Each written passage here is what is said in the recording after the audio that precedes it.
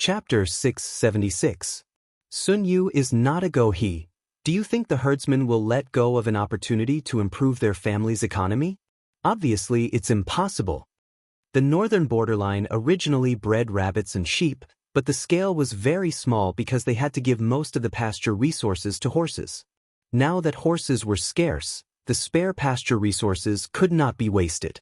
Why not breed sheep and rabbits that could make money? As long as the herdsmen of the northern borderline could breed more rabbits and sheep, Jiang Pingji's plan would be half completed. With the thinking of the ancients, they could not understand the core of this overt plot. They would only realize it after the harm was done. Was it because the ancients were stupid? Of course not. It was because of the unequal information between the two eras. To put it bluntly, the core of this evil plan was to destroy the ecological balance. What was ecological balance? In a biological community and its ecosystem, various opposing factors restrained each other to achieve a relatively stable balance. A small number of rabbits and sheep had limited damage to the ecology of the grassland. The grassland could completely rely on its own ability to recover. However, what if a large number of rabbits and sheep appeared in a short period of time? They were very good at eating grass and could even gnaw on the grass roots. Once a large number of them flooded, it could even cause the grassland to rapidly degenerate. However, the three tribes of the northern borderline were not stupid.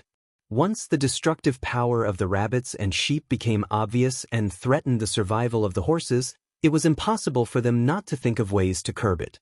If they were really stupid, Jiang Pingji would remind them at the right time. In other words, when the time came, the northern borderline had to use part of their energy to curb the overflow of rabbits and sheep. In this way, Jiang Pingji's goal would be achieved. It would not seriously damage the ecology of the northern borderline, but it could also curb the development of the cavalry of the northern borderline and distract them. It could be considered as killing two birds with one stone. Don't disclose this matter first. Jiang Pingji smiled. You can treat it as an ordinary business. Anyway, we consume a lot of wool every autumn and winter. Therefore, buying things like wool from the northern borderline won't arouse suspicion. For a hunter, patience was a very important quality. As an excellent hunter, she did not lack such things. Wei Ci lowered his eyelids. I will listen to your arrangements. If the purpose was exposed early and everyone knew about it, no matter how powerful the plan was, it would be empty talk. According to her own words, Wei Ci knew that danger lurked everywhere around her. There were very few people she could trust wholeheartedly. How could he let her down? Under the witness of 150,000 viewers, Jiang Pingji and Wei Ci reached a tacit understanding. Being targeted by these two people, the outcome of the northern border could be imagined. Even though he was sold, he still happily helped the person earn money. Before Wei Ci left, Jiang Pingji reminded him again. Zi Xiao, don't forget the painting I want. Make it as beautiful as you can. I believe in your painting skills. Do you still remember why Jiang Pingji asked Wei Ci to come? She asked Wei Ci to draw a picture for her, emphasizing the uses of the green bricks so that she could promote the technology of firing the green bricks to the feudal vassals who came to rescue the emperor. Wei Ci did not disappoint her. The next day, he presented a long scroll of painting. You finished it so quickly? As she spoke, she unfolded it and found that the ink was not new. It was not a recent painting at all. Jiang Pingji asked carefully and found out that Wei Ci's hobbies were more refined. Painting was just one of them. There were 150,000 viewers in the live broadcast room. There were people from all walks of life, and many of them were artists or related fields. As soon as they saw Wei Ci's painting, they became a little uneasy and sent bullet screen comments to express their doubts. Cola chicken wings. I'll brag about Beauty Ci first. He's good at calligraphy and painting. He doesn't deceive me. However, do you feel that something is wrong? Egg fried Dao Pao, what's wrong? I just think that his painting is very beautiful.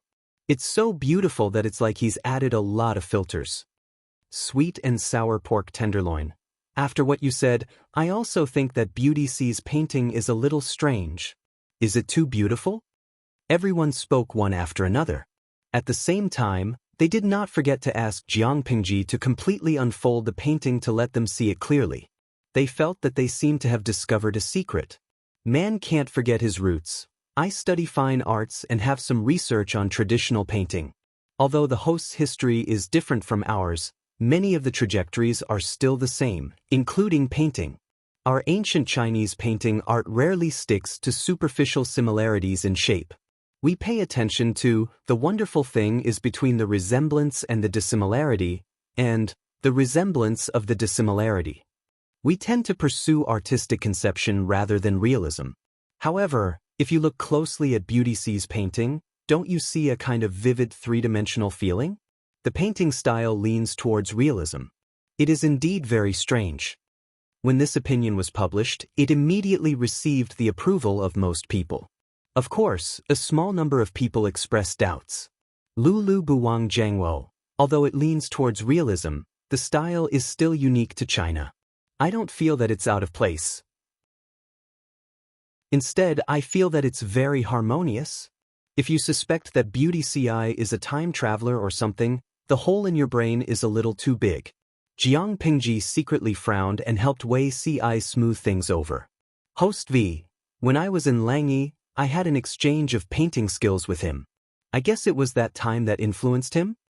The audience cheered and praised Jiang Pingji for not only being able to fight, argue, and fight, but also having more artistic cells than others.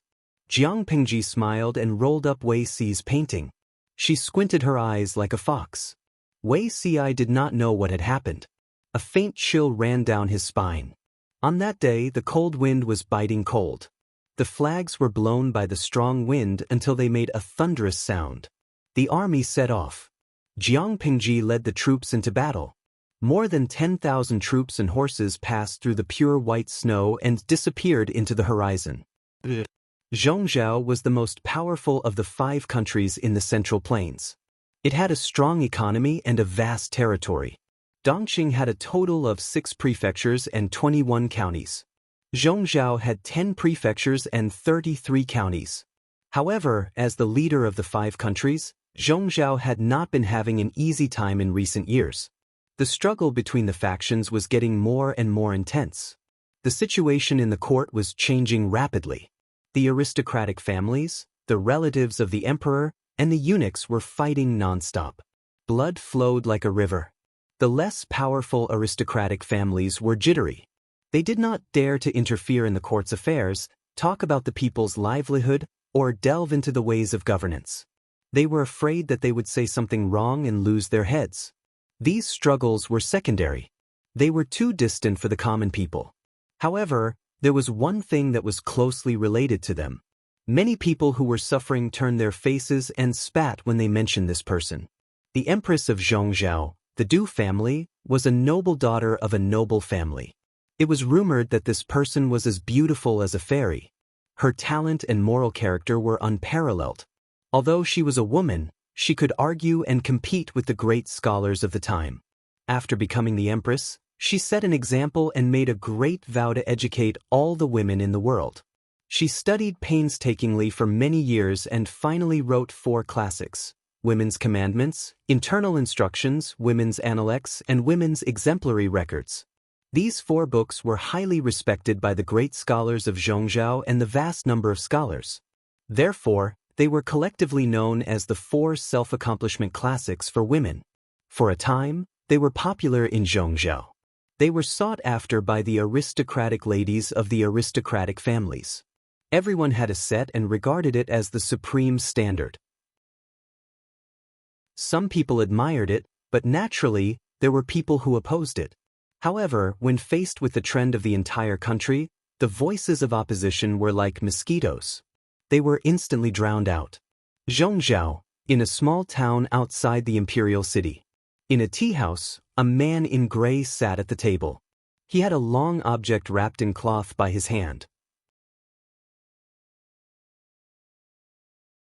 Chapter 677. Why had Zhongzhou become the most powerful of the 5 countries in the Central Plains? First, Zhongzhou had a unique geographical advantage. Its borders were only bordered by other Central Plains countries, and there were no foreign invasions. Second, Xianxia was the first to be established among the 5 countries. It had seized much of the wealth of the previous dynasty and attracted many noble families. With no foreign invasions and the wealth accumulated by the aristocratic families, it was expected that it would become the leader of the 5 countries. However, excessive comfort had given rise to internal strife. Today, Xianxia had followed in the footsteps of Dongqing. The internal strife was becoming more and more brutal. In addition to internal strife, the rich, extravagant, and comfortable life had distorted the thinking of some people, and they could do whatever they wanted. Just as the man in gray had mocked, Xianxia had caused so much trouble purely because too few people had died. If they arranged a bunch of enemies for Xianxia who were like tigers waiting for wolves, and made their borders unpeaceful, countless young men would be sacrificed, and newborns would be reduced year by year. Let's see if they could still continue with the so-called self-accomplishment classics for women, forbidding widows from remarrying, restricting women from keeping their chastity. It was the biggest joke in the world. The man in gray left the tea house and followed his memory to the place where the drowning ceremony was held. By the time he arrived, there was already a crowd gathered in front of him. They were standing by the water's edge and pointing. The noisy discussion was mixed with the sound of crying. The man in gray lowered his eyes and looked in the direction of the crying. The crying child was young. The boy was older, about 7 or 8 years old. The girl was young and skinny, no more than 3 or 4 years old. The two were dark and skinny. Beside them was a young man in his 20s. His expression was ferocious. He protected the child and roared at the crowd. Combining the discussion in the tea house and the conversation of the villagers watching the drowning ceremony, the man in gray sorted out the outline of the story. Simply put, a young widow in her 20s couldn't bear the loneliness and stole from a man from the same village. She was caught and drowned. The man in gray took 2 steps forward. Taking advantage of his tall stature, he immediately saw the green-skinned drowned woman lying by the pond. Before he arrived, she had already been thrown into a pig cage and drowned. Not long after, the crowd of onlookers dispersed. Their faces still carried the strange joy of violating a taboo. It was so ugly that it was nauseating. The gray-clothed man was about to leave when he saw the young man jump into the water and pick up the half-submerged woman's corpse, preparing to carry it home. He lowered his eyes and stopped in his tracks. He took out some silver and gave it to the child beside the young man. Looking at the young man's attire, he didn't look like a rich man, let alone give the woman a dignified death. The young man trembled and bit his lips. His eyes were filled with tears. After a while, he said in a thick accent, "Thank you, big brother." The man in gray took the opportunity to ask a few more questions and heard another version of the story. The woman who was drowned in the pond was the prettiest girl in the neighboring village. She had married into the village a few years ago. She had been married to her husband for a few years, but her belly had never moved. When she finally got pregnant and gave birth to a girl, her in-laws hated her very much. After her daughter was born, her husband died, and the woman was widowed at a young age. The in-laws treated them harshly, thinking that their granddaughter was a curse to them. They even threw her daughter into the mountains when the woman wasn't paying attention, and she was almost fed to the wolves. The young man went hunting in the mountains and happened to save his daughter. The two of them got to know each other and fell in love with each other. One was a widow who had lost her husband and lived a hard life with her only daughter. The other was a widower who had lost his wife and had a son. The two of them liked each other and were a match made in heaven. After a long time, the barrier was broken. After some discussion, they planned to live together and support each other. However, the woman's in-laws couldn't accept it. They scolded the woman for not keeping her chastity for their son and slandered the two of them for having an improper relationship a long time ago. The couple even went to the chief, hoping to drown the unclean woman to avoid tarnishing the family's reputation. The young man hunted all year round and used his brute force to scare away the people who came to catch the woman. He could protect her once or twice, but how could he protect the woman for a lifetime? This morning, the woman found that her daughter and stepson were missing. She was afraid that the children would be kidnapped and sold or thrown into the mountains to be fed to the wolves by her in-laws. She hurriedly came out to look for them, but she didn't expect that it was a trap. She was caught by her clansmen who had been lying in ambush and forced to drown in the pond. When the young man realized that something was wrong and hurried over, it was too late. After listening to this story, the man in gray let out a short and mocking heh. What was the funniest thing in the world? A woman who could be a husband to any man asked all the women in the world to keep their chastity. Take these tails of silver and move to another place. If they remember it one day, maybe they will also catch this girl. The young man cried and looked like he had suffered a great grievance. However, he didn't accept the kindness of the man in gray. For him, the man in gray didn't come over to scold him and the woman, which was the greatest kindness. The man in gray sighed and gave the money to the boy who shrunk to the side. He couldn't help but rub the girl's hair. What's wrong with this world? The young man sobbed and cried while carrying the woman's cold and swollen body. Oh, evil people will reap what they have sown. The gray-clothed man left behind these words and quietly left. That night, the imperial city was brightly lit. The musical houses were bustling everywhere, and the sound of music and bamboo instruments could be heard. There were many figures and graceful figures that made people daydream. The palace was also filled with music, and there was an extremely luxurious and beautiful atmosphere everywhere. The man in gray used his connections to sneak into the palace and arrived at the Phoenix Palace where the Empress lived with the help of a spy. At the top of the red vermilion gate hung a black board with golden threads. On the board were 3 big words, Phoenix Palace. Inside the palace, candles flickered, and on the eaves carved from sandalwood, there were phoenixes spreading their wings. In the bedroom, the beams were made of sandalwood, and the curtains were made of pearls. A huge moon pearl hung in the sky, shining brightly as if it had hooked the full moon in the sky into the palace. It was like a paradise on earth. The floor was paved with white jade, shining with warm light. It was inlaid with gems and gold pearls, and the floor was chiseled into lotuses. The lotuses were vivid and exquisite, and the stamens were delicate and distinguishable. In the center, there was a gilded incense burner with curling mist. Oh, it was extremely luxurious. The man in gray had already changed his clothes. He walked straight into the palace and didn't meet any palace maids on the way. Guards, give this empress. Inside the palace, a woman in a palace dress was kneeling in front of a dressing mirror, putting makeup on. Looking closely, the mirror inlaid with gems was not made of copper. It could clearly reflect a person's figure, and it was as bright as a demon-revealing mirror. Through the reflection of the mirror, the woman in the palace dress saw a man with a weathered face standing behind her. This person's appearance gave her a very familiar feeling. This person seemed to be someone she knew. Her whole body trembled, and then she realized that there was no palace maid in the palace.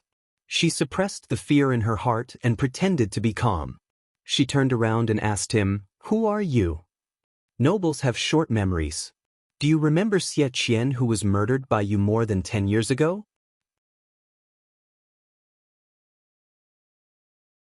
Chapter 678. Xie Qian. Wasn't this idiot already dead? The woman was so scared that her face turned pale.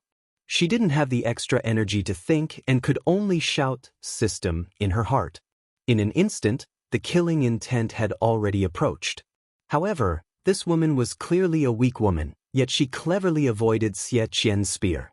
Even though she was in a sorry state as she avoided the killing intent, and the pearls and jadeite ornaments on her head fell to the ground, it did not damage her elegance. Instead, it added a bit of pitiful weakness. As she dodged, she screamed in terror, trying to use her identity to threaten Xie Qian. Xie Qian? Who was that? This empress does not know him. Audacious, unruly commoner, how dare you sneak into the imperial palace to assassinate the empress? 9 generations of your family shall be executed. As soon as she finished speaking, the next attack approached.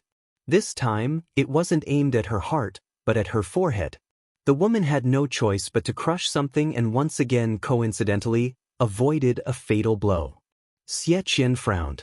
He felt that his spear should have been able to pierce through, but before it could touch this person's body, the spearhead seemed to have touched an invisible layer and was forcefully bounced off.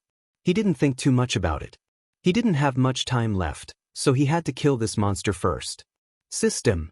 The woman screamed in her heart, "Come out!" For safety's sake, she had prepared several cards that could help her block fatal attacks. However, those cards were extremely expensive, and she was relatively comfortable in the palace. At most, she would be poisoned by jealous concubines. She rarely used these things, so she didn't exchange for many. He only had 9 in his inventory. He had already wasted 2 just now, so there were only 7 left. If the 7 life-saving cards were used up, she would be dead. According to the system, the life-saving card was like a life substitution puppet, exchanging one life for another. Just now, Xianxia had shot out 2 spear strikes, killing a life substitution puppet with 1 spear strike. It was frighteningly brutal. She knew that Xianxia wasn't someone to be trifled with, but she didn't expect that after more than 10 years, this man was still so difficult to deal with. "System, come out!" The woman screamed inwardly. In an instant, she had used another 5 life substitution puppet cards, leaving her with only 2. At this moment, the system finally responded slowly. 6 million popularity points to exchange for a card. Fake? The Supreme of Wang Lin, the card's effect lasted for 2 hours. "Host, do you want to trade?" "I'm sure. B, I'll think about it." With her life hanging by a thread, the last life substitution puppet was destroyed. The beautiful woman in the court dress chose to exchange for it without hesitation. "Consider my ass. Of course I'll change it at this time." Although 6 million popularity points hurt, if she did not exchange it, she would lose her life. In an instant, her frail body was filled with tyrannical strength. Not only did the woman who had been fleeing in a sorry state not dodge, she even charged forward to meet him. She moved as fast as lightning, her white hand leaving a shadow in the air that was even more dazzling than the silver spear. She borrowed the force of the spear to deflect it. Xiaqian's brows knit together tightly, and he was even more certain that this unfamiliar woman before him was the monster from many years ago. It was the same back then. His wife, who had never practiced martial arts, suddenly launched a sneak attack and severely injured Xiaqian, who had practiced martial arts since he was a child. Later, he encountered bandits specially arranged by his wife. He was forced to jump off a cliff, with his only child to escape death. Back then, when he risked his life to jump off a cliff, if not for a vine that saved him and his child, how would he have the chance to seek revenge now? He was very sure that the woman in front of him, or rather this body, did not know any martial arts. Her body was delicate and frail. If Xiaqian had not coincidentally obtained an item that could lock onto this monster, he would have suspected that he had found the wrong person. Now, the past was repeating itself. This person who did not know any martial arts at all had displayed the combat power of a top martial artist. Even if she was barehanded, she was still able to force Xiaqian to retreat. If Xiaqian could see supernatural things, he would probably notice that there was a strange wall floating in the air near the woman. Countless words with missing arms and broken legs floated across this wall. 666. Don't you guys think that the streamer looks like Xiaolongnu when she fights with her Snow-White Palace costume? Didn't the streamer perform How to Sleep on a Rope? She's definitely a real-life version of Xiaolong. Come on, streamer. If you win, I'll buy you 999 luxury yachts today. It's a pity. That middle-aged handsome guy is so charming. I really want to see the hand-to-hand fight between him and the streamer. It must be very passionate. Hee hee. As expected of a late-night AV/V live broadcast room. Can this female streamer, who sells her body, not insult Xiaolongnu? Xiaolongnu is as pure as ice and as clean as jade. What kind of trash is she? I have a 200 gigabytes folder on my computer, and she's a goddess. Xiaqian's spear technique was swift and fierce, carrying a fatal murderous intent. The beautiful woman was like the world's most flexible body, and her figure was soft but firm. No matter how Xiaqian attacked, the woman always responded with ease, and her defense was impenetrable. The two figures began to fight in the spacious palace. After more than 300 moves, Xiaqian's offensive had already begun to weaken, but the woman was still not flushed or out of breath. From being evenly matched at the beginning, she gradually gained the upper hand. A sinister look flashed in her eyes, and her attacks became more ruthless. You've really reincarnated again. Where's Yun's corpse? Xie Qian secretly looked for an opportunity, hoping to find the woman's flaw and directly kill her. The beautiful woman's eyes were shimmering, and a faint pink light flashed through them. Her cherry lips spat out vicious words. Back then, when I took over her body, her soul was still there. The beautiful woman in the palace dress said with a smile, and her moves became more and more sinister and treacherous. In other words, she knew everything I did. Later, I got tired of it and returned her body. Xie Qian's expression changed dramatically, and his hand holding the spear couldn't help but pause. The woman seized the opportunity to attack him. He reacted quickly and pushed her away, and the distance between them increased again. However, his arm was faintly numb. The beautiful woman in the palace dress continued to smile, ignoring Xie Qian's face that was as black as the bottom of a pot. She continued to provoke him, making him angry. Xie Xiaohe, if you didn't have the intention to kill me back then, maybe I would have spared Wang Huiyun's life and returned her to you. But you were heartless first, so you can't blame me for being unjust later. I returned Wang Huiyun's body and directly threw her into the palace's musical house. She became a prostitute for the officials and was molested by anyone. She was quite fierce and committed suicide for you to prove her innocence. As her husband, don't you feel touched? As such, how could Xie Qian bear it anymore?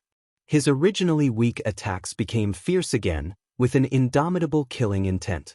Which? The beautiful woman easily dealt with it. Not only was she not angry, but she even winked at him. Taking the opportunity of the fight, she burrowed into his arms and quickly flew away. Xie Qian was so angry that he couldn't maintain his rationality. At this time, messy footsteps came from outside the palace, accompanied by the sound of armor rubbing against each other. Xie Qian glared at the beautiful woman with eyes full of killing intent. Full of unwillingness, he made a feint with his spear to force her back, and then jumped out of the window to escape. The beautiful woman didn't chase after him, or rather, she, a half-baked martial arts supreme, with a time limit, couldn't kill Xie Qian. She looked down at her own attire, took out a dagger from the void, and fiercely cut herself a few times. Then she closed her eyes and fell into a pool of blood. At this time, the palace door was smashed open, and the frightened voice of the palace attendant entered her ears. Chapter 679. The Zhongzhou Empress was assassinated, and the emperor was furious. He ordered the assassin to be captured within 3 days and killed on the spot. What about the empress who had lost a lot of blood? Inside the Phoenix Palace, the empress' face was pale and her eyes were shut tight. Her breathing was weak, and her chest rose and fell almost imperceptibly. Her haggard appearance was heart-wrenching. The empress had fallen into a deep coma due to her severe injuries and blood loss, and no one knew when she would wake up. Little did they know that while the empress' body was asleep, her soul was unusually active. In order to cover up her flaws, she had used a dagger to hurt herself, and her soul had already flashed into the portable system space. There was a modern and romantic bungalow in the system space. It was exquisitely designed and had a garden, covering an area of more than 1,000 square meters. There were all kinds of household appliances. In order to make her life comfortable, she had spent a huge amount of popularity points to exchange for a generator and gasoline from the system to ensure that the entire villa had electricity all day long. Aside from being unable to log into the internet, her life was even better than before she transmigrated. System, what happened to you just now? Why did you only reply after I called you for so long? The beautiful woman in the palace gown had a gloomy expression. Her heart was bleeding when she thought of the life substitution puppet she had lost. One life substitution puppet card required 888,888 popularity points.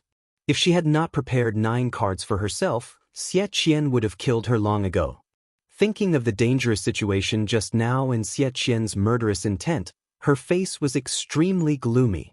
Also, why didn't Xie Qian die? Thinking of the 9 life substitution puppets she had lost and the 6 million worth of fake Supreme of Wulin, she felt her heart tremble. If the system had responded earlier, she would not have had to pay such a huge price. After a while, the system's rigid electronic voice sounded in her ears. Host, this is normal. It's not that I didn't react in time, but Xiaqian's attack was too sharp and accurate. He destroyed a life substitution puppet with one shot, and the whole process took only 3 breaths of time. The system said solemnly, Host, you have committed a grave sin.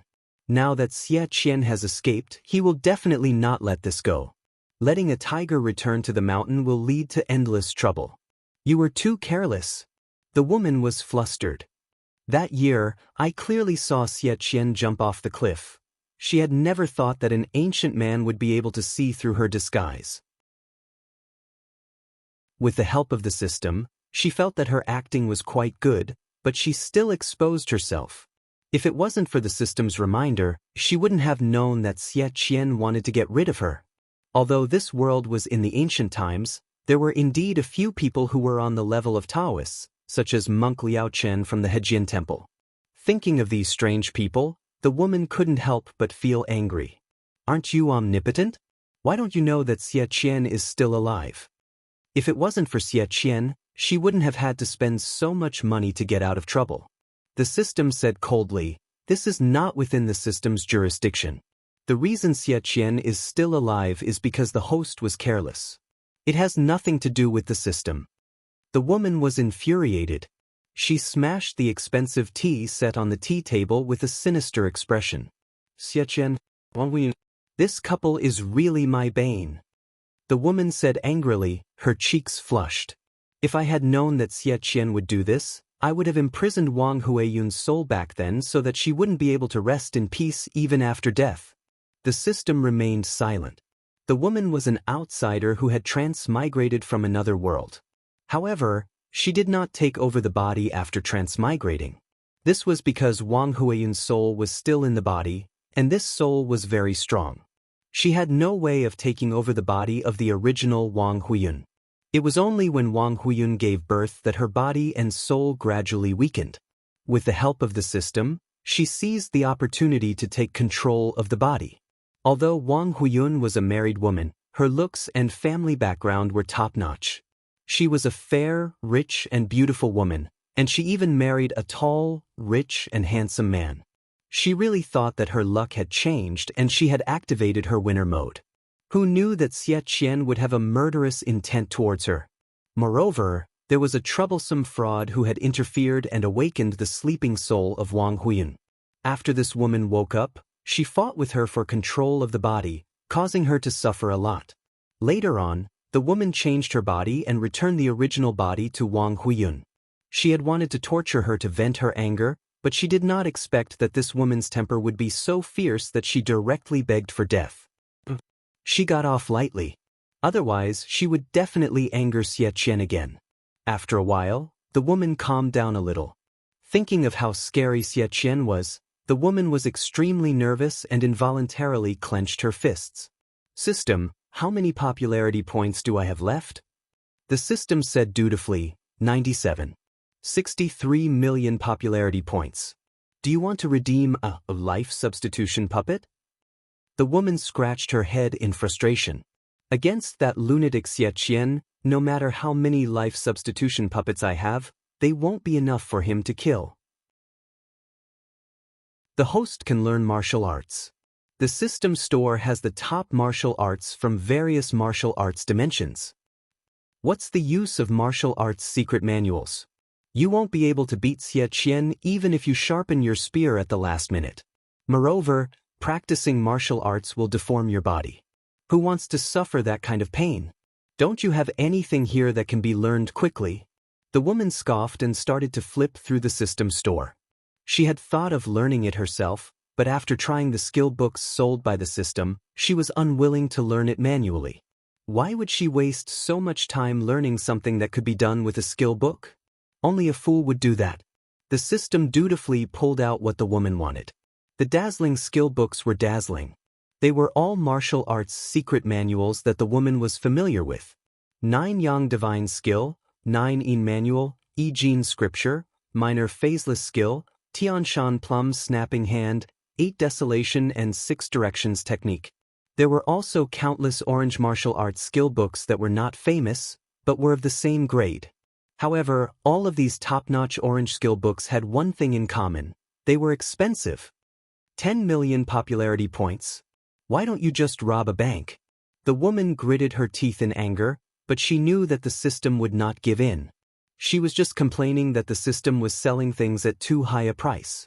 She bought a skill book of the 9 Yin manual, a skill book of the wave-like subtle steps, a skill book of the jade female sword art, and a skill book of the left and right interfighting technique.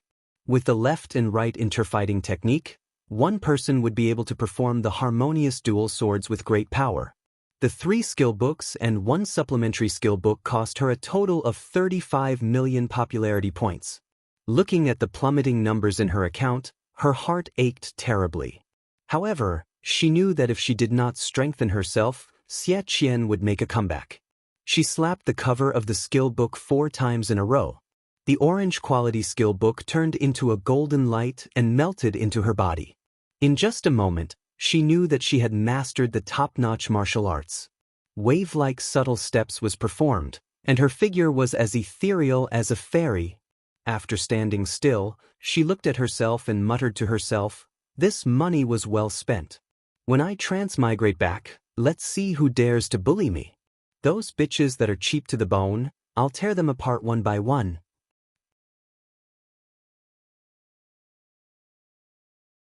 Chapter 680. The system remained silent and did not respond. It was boring to be alone. She would get bored after a few rounds of martial arts. Sitting on the sofa and hugging a soft and comfortable pillow, the woman asked the system, "Are there any missions now?" After a while, the system replied, "Yes." A viewer named Butterfly's Tears of Sorrow posted a mission for 99 luxurious private yachts. Another viewer named It's Not My Fault for Loving You posted a mission for 88 aircraft carriers. The woman's eyes lit up and she quickly opened the mission list. A luxurious private yacht was equivalent to 1,000 popularity points, while an aircraft carrier was equivalent to 10,000 popularity points. She had just spent a large sum of popularity points, so she had to make the most of it.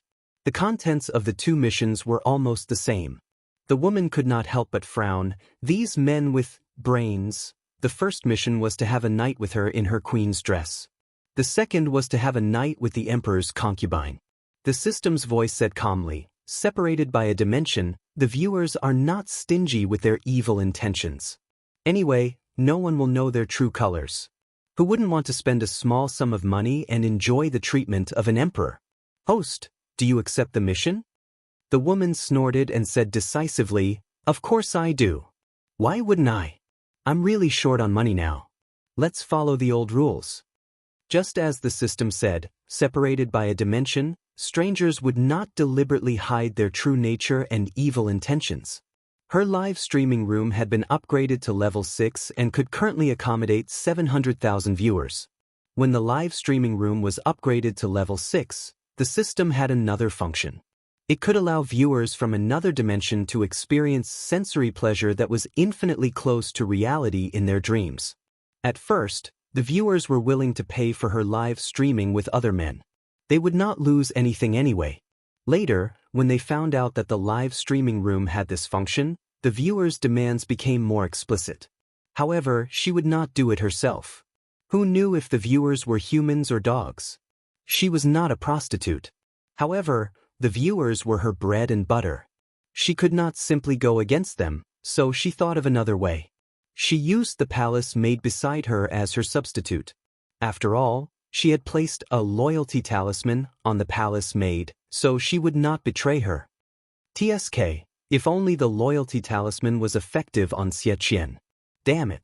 She had tried to cast a loyalty talisman on Xianxia, but she didn't know what he had on him, and the loyalty talisman was destroyed. Xianxia has been practicing martial arts since he was young. He can be considered a grandmaster. Ordinary loyalty talismans won't work on him. The system poured a bucket of cold water on her. The woman curled her lips and said, Tiske, then why didn't you give me the unusual loyalty talisman? Yes, but you can't afford it, the system said. The woman was astonished and asked it. There really is. Let me see. Grade 9 loyalty talisman, orange quality. According to their quality, they were divided into gray, white, green, blue, purple, and orange. Orange was the highest grade and the most expensive. 25 million points. *CK. Why don't you just rob someone? The woman was exasperated. She asked indignantly, this grade 9 loyalty talisman can make Xianxia submit? No, he's just a small fry. Using the grade 9 loyalty talisman won't kill him. The system laughed. This grade 9 loyalty talisman has an 80% chance of making the Son of Providence submit to you. The woman's heart trembled. She blurted out, including Emperor Qin? Including her. The woman secretly gritted her teeth. She seemed to be hesitating whether to buy it or not. But I don't even know who Emperor Qin is. It's useless even if I buy it. The woman said gloomily, that old man Lu Shi is so annoying. I've received a lot of fake news, but there's still no news of Emperor Chen's whereabouts. In order to fit in with history, I even sacrificed that useless daughter of mine. Who knew that she would be so useless and die so worthless? Lu Shi had intentionally led her mistress, Lu Huan, away. She had thought that Lu Shi had no daughter and that Lu Huan, the mistress's daughter in name, had a chance to become Emperor Chen. She had not expected that she would be so useless. Gu Min, that damned bitch, the woman suddenly muttered. The system knew why she was cursing Gu Min, who had passed away a long time ago. That year, when the woman found out that Gu Min was a transmigrator, she first used the soul-searching technique on Gu Min to prevent her from ruining things. After carefully looking through Gu Min's memories, she unexpectedly found out that Gu Min actually came from the future of this plane. The current child of fortune was Lu Shi's daughter, the future Emperor Qin of the Jiang dynasty. However, with the addition of Gu Min and the hindrance of Lu Shi, the identity of Emperor Qin became complicated and confusing. The woman had been searching for many years, but there had been no progress. If it wasn't for Gu Min shamelessly stealing her own brother-in-law, I wouldn't have been unable to find out who Emperor Qin is. *CK. The system whispered bewitchingly, actually, it's not that difficult. As long as you are willing to pay the price, you can buy all kinds of information. The woman was exasperated. So many points of popularity. You're going to overdraft me.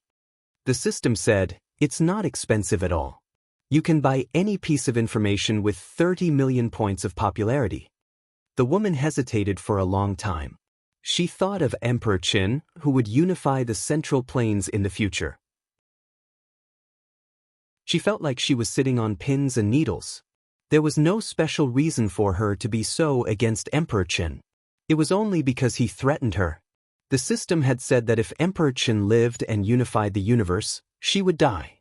Because of the so-called law of the plane, only one of them could live.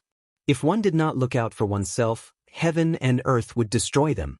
Compared to Emperor Qin, of course, she would let that dog Emperor Qin die. On the other hand, as long as she reached the peak of her live-streaming level, she could make a wish and transmigrate back. She could even bring everything she had obtained from the system. Her current goal was to upgrade her live-streaming room to level 7. Once it reached level 7, she would need to spend another billion points of popularity to open up a channel to the cultivation plane. If the cultivators there rewarded her with elixirs, cultivation techniques, rare herbs, or even celestial beasts, she would be able to receive the real thing. With these, she would become an immortal cultivator. When she transmigrated back, wouldn't she be able to turn the world upside down?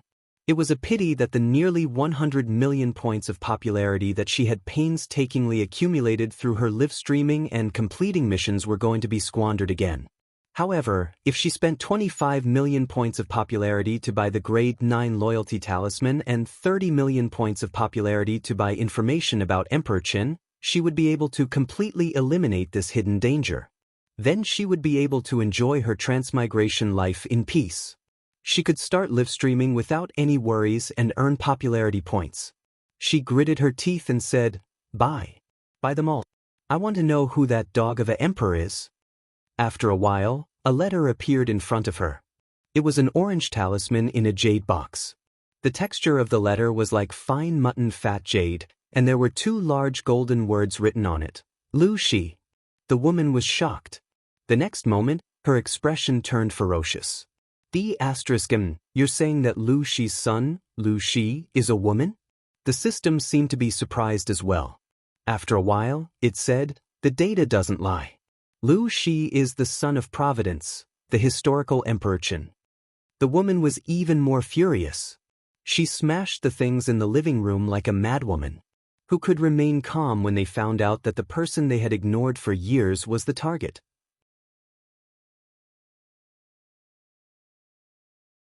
Chapter 681.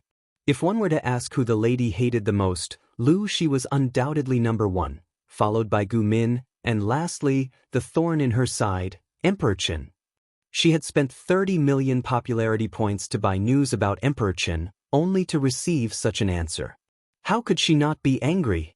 After a while, the lady had smashed everything in the living room that could be smashed. Only then did her anger subside. Her hair was a mess, and her clothes were disheveled. She lay on the sofa, panting slightly to calm the raging fire in her chest. Lu Shi and Gu Min. 2 bitches. She ground her molars in anger, her beautiful face carrying a frightening malevolence.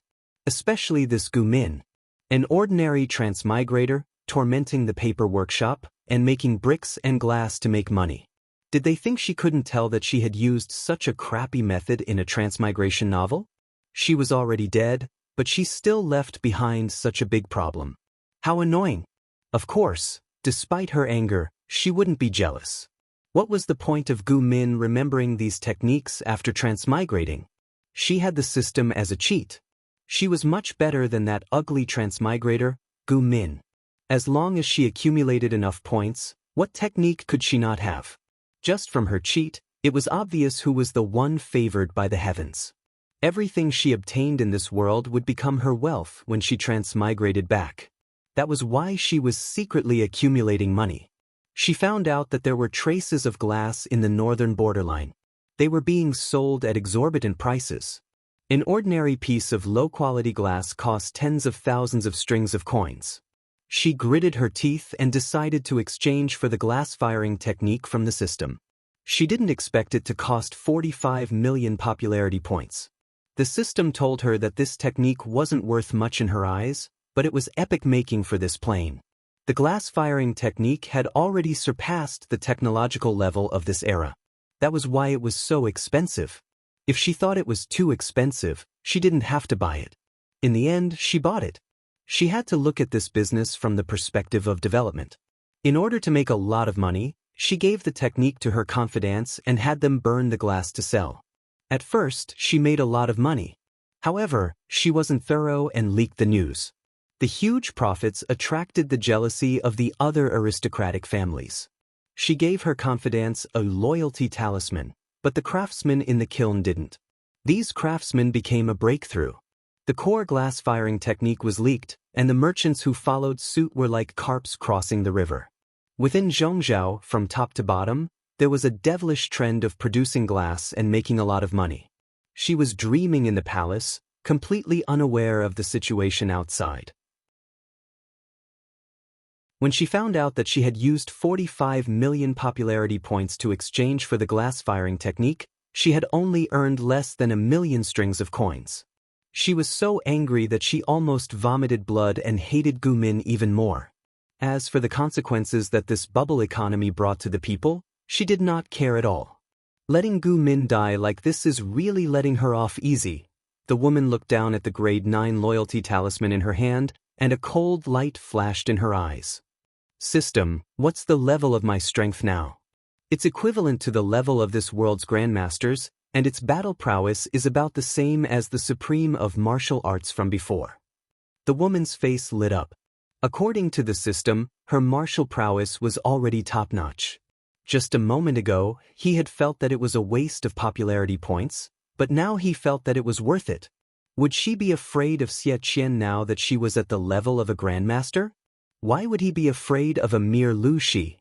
The woman gritted her teeth and said, "Then do you know where that little bastard Lu Shi is now?" The system asked in return, "Host, why are you asking this question?" She snorted and sneered. "I spent a huge amount of popularity points to exchange for the grade 9 loyalty talisman to buy information about her. Of course, it's to make trouble for her. Otherwise, what's the use of exchanging for it? There's only one, and there's only one chance. Of course, I'll only feel at ease if I do it myself." The system understood. "Host, are you planning to leave the palace? If you leave, what about the Empress in the palace?" The woman's heart wavered. She had spent too much effort on the position of Empress. How could she be willing to give it up just like that? Firstly, it was not easy to obtain the position of Empress. How long had she been planning for this? Secondly, the Empress could enjoy the wealth of Zhongzhou first. Using this identity, she had secretly amassed countless precious treasures over the years. When she transmigrated back, any one of them would be a treasure worth millions. It would allow her to go from a penniless small-time broadcaster to a Ms. Perfect with countless treasures. How could she be willing to abandon this money tree? Even if she had to abandon it, it would not be now. She secretly gritted her teeth, thinking about how to solve this matter perfectly. Thirdly, the audience in the live streaming room were mostly otakus who loved beauties. A small portion of them were tycoons who were not stingy with their money. They were willing to spend money and were generous.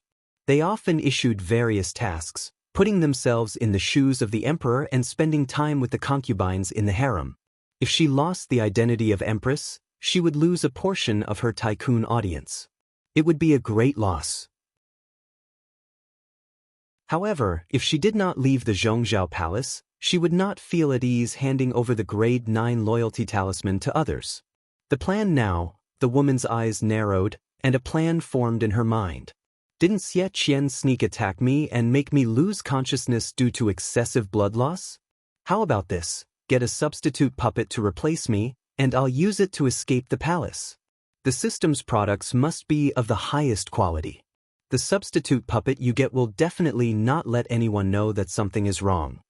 Even though she was sucking up to the system was still heartless. 5 million points of popularity, no bargaining. The woman was so angry that she pouted, but in the end, she still agreed angrily. She muttered to herself, "Scammer Zhou, profiteer." On the other side, Xie Qian's assassination had failed. He did not delay and decisively chose to retreat. After paying a small price, Xie Qian successfully shook off his pursuers. He leaped into the cold palace and met up with a middle-aged palace maid.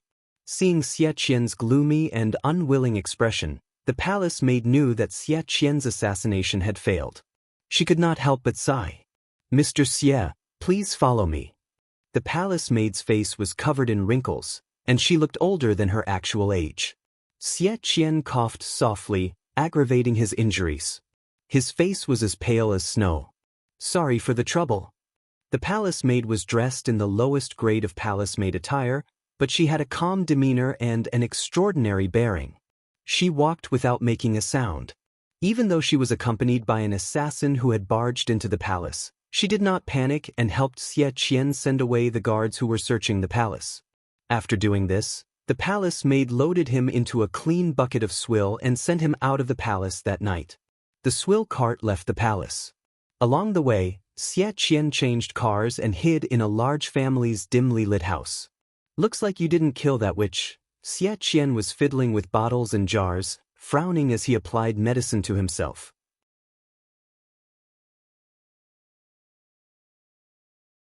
Chapter 682. Xianxia, you said she's a witch, so of course she knows some sorcery. How can a mere mortal take her life so easily? This which is indeed strange. She's clearly not trained in martial arts, but not only could she dodge my killer move, but she was also evenly matched with me.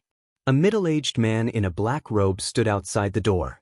Due to his good health, he looked 2 years younger than Xie Qian. "I can't rest easy if I don't kill this witch." The middle-aged man known as Xianxia walked into the room and sat not far from Xie Qian. His thin face flashed with gloom.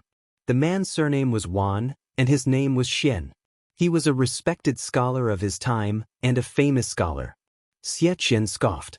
What a coincidence, I thought so too. This witch's methods are evil, and a mortal might not be able to kill her. She's also hiding in the palace, and security is tight. After what happened today, she'll be even more careful. It'll be difficult to kill her next time. Wang Xian clenched his fists, and his eyes were filled with despair. This which has immortal methods? How could a mortal fight against a demon immortal? This which had destroyed his family. Was there no one who could deal with her? 3 or 4 years ago, Wang Xian's daughter was only 15 years old, just of marriageable age. That year, his daughter went to the temple to pray for her family, but she accidentally lost a handkerchief. Unfortunately, it was picked up by a hoodlum. Not only did he pick it up, this ruffian even went around announcing that this handkerchief was given to him by a certain family's wife. Everyone thought that his daughter had an illicit relationship with this ruffian, and that the originally arranged marriage was ruined, and the husband's family avoided him at all costs. The inflexible elder felt humiliated, and while he was not at home, he brought a group of people to drown his daughter. He called it, using death to prove his daughter's innocence, protect her chastity, and protect the Wan clan's reputation. Not only that, even Wang Xian's younger sister, who was married and left home, was also drowned. In one night, he had lost 2 of his most beloved family members. In his anger, Wang Xian not only hated the Wan clan, but also the source of all this, the Zhongzhou Empress. If it weren't for this woman's mischief and that bullshit for self-accomplishment classics for women, would his daughter and sister have lost their lives because of this? He had never believed in these supernatural theories, but he had no choice but to believe in someone that even Xie Qian could not kill. Xie Qian sneered. Even if the demoness has some tricks up her sleeves, it's still a demonic trick. Immortals? How could that wicked woman, who could be a husband to any man, be qualified to use this word? Wang Xian calmed himself down and asked, Xiaohe, what should we do now? Wang Xian and Xie Qian had used their connections and made meticulous arrangements. This had given Xie Qian the opportunity to infiltrate the Celestial Phoenix Palace and assassinate the Empress. Now that the assassination had failed, Wang Xian felt that if the Emperor sincerely pursued the matter, he wouldn't be able to hide it for long. Sooner or later, they would be found out. Before the Emperor could react, they had to make preparations to escape. If he continued to stay in Zhongzhou, sooner or later he would be caught and chopped into pieces. Xie Qian paused in the act of bandaging his wound, as if he was deep in thought. He said, the only thing we can do now is to protect ourselves before making any other plans.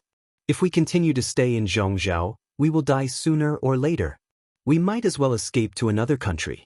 Nanxing is in the midst of war, and we can't even protect ourselves. It's not wise to go there. Beiyuan and Xichang are too far away, and these 2 countries have good relations with Zhongzhou. Going there would be suicide. Looking at it now, Dongqing is safer. Lu Zhongqing's son is promising. Both father and son grew up drinking ink, and they have a deep hatred for the demoness. Relying on them should be a good choice. Wang Xian listened carefully and agreed without hesitation. I'll pack my belongings and leave at night. Xie Qian grabbed Wang Xian's sleeve to stop him from acting foolishly. He wasn't a homebody like Wang Xian. He was very experienced. Not now. The timing is too sensitive. Stay calm and wait for a day or 2. The Empress has just been assassinated. If you pack your belongings and prepare to move, wouldn't that be a confession? Do what you need to do these 2 days. Don't give yourself away. Wang Xian had no choice but to listen to Xie Qian's advice.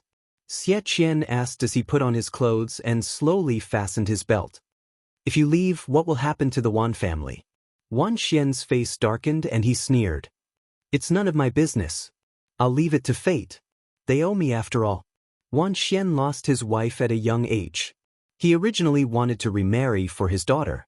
After all, a daughter's upbringing couldn't be separated from her mistress. But coincidentally, his younger sister had a conflict with her husband's family and left. He simply asked his younger sister to help him raise his daughter. He gave up on the idea of remarrying and devoted himself to learning, slowly making a name for himself. Not only did he befriend many famous people, but he also had some achievements in the officialdom and brought glory to the Wan family. To put it bluntly, Wan Xian's contribution was 80% due to the Wan family's prestige in Zhongzhou. However, not only was the Wan family not grateful, but they also took advantage of him and took advantage of him. In the end, they used the excuse of preserving their chastity and protecting their family's reputation to drown Wan Xian's two most important family members. If not for the hatred in his heart, he probably wouldn't have been able to withstand the successive blows and would have died long ago. Implicating the Wan family? This was what they owed him, and they had to repay him sooner or later. Xie Qian didn't say much. This was Wan Xian's private matter, and he couldn't interfere. 2 days later, the imperial city was on high alert, and the search area was further expanded. Seeing this, Xie Qian asked Wan Xian to get ready to move. At this moment, Wan Xian's connections played an important role. Not long after, the wheels of the carriage slowly rolled in the direction of Dongqing, leaving the imperial city far behind. Wan Xian looked back with a regretful expression. "We've already left the imperial city? Sigh, I guess we'll never return in this lifetime." He was over 40 years old and was considered half a foot in the grave. Now, he had to bear the pain of leaving his homeland. If not for that wicked woman, he wouldn't have been reduced to the state of a stray dog. Xie Qian's injuries hadn't healed and he couldn't ride a horse, so he could only sit in the carriage. Hearing his old friend Wan Xian's lament, he sneered. "If you can live longer, you might be able to return." Wan Xian looked at him in surprise.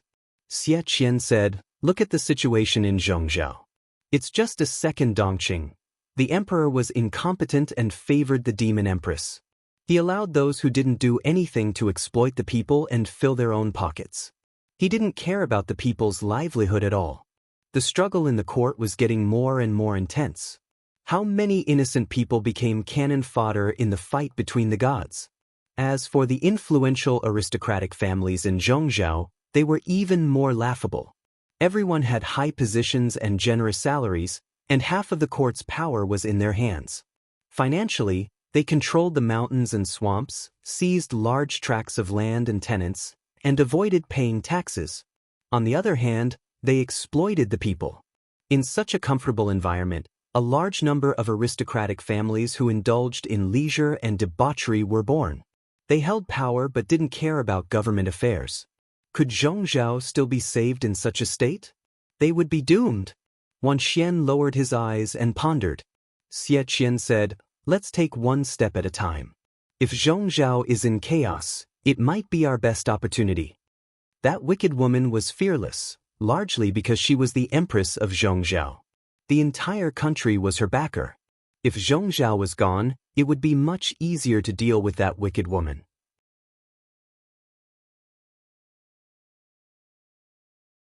Chapter 683. The area near the Huangshui River was named Huangshui County after its tributary. It was located at the border of Qinzhou. Ever since the imperial family issued an edict to summon the heroes of the world to defend the king and fight against the traitors, troops from all over the country responded to the call and gathered here. They set up camp near Huangshui County. The camp stretched for more than 200 miles. It was a magnificent sight. From the governor to the county magistrate, there were no less than 20 people from all over the country. There were more than 400,000 troops gathered.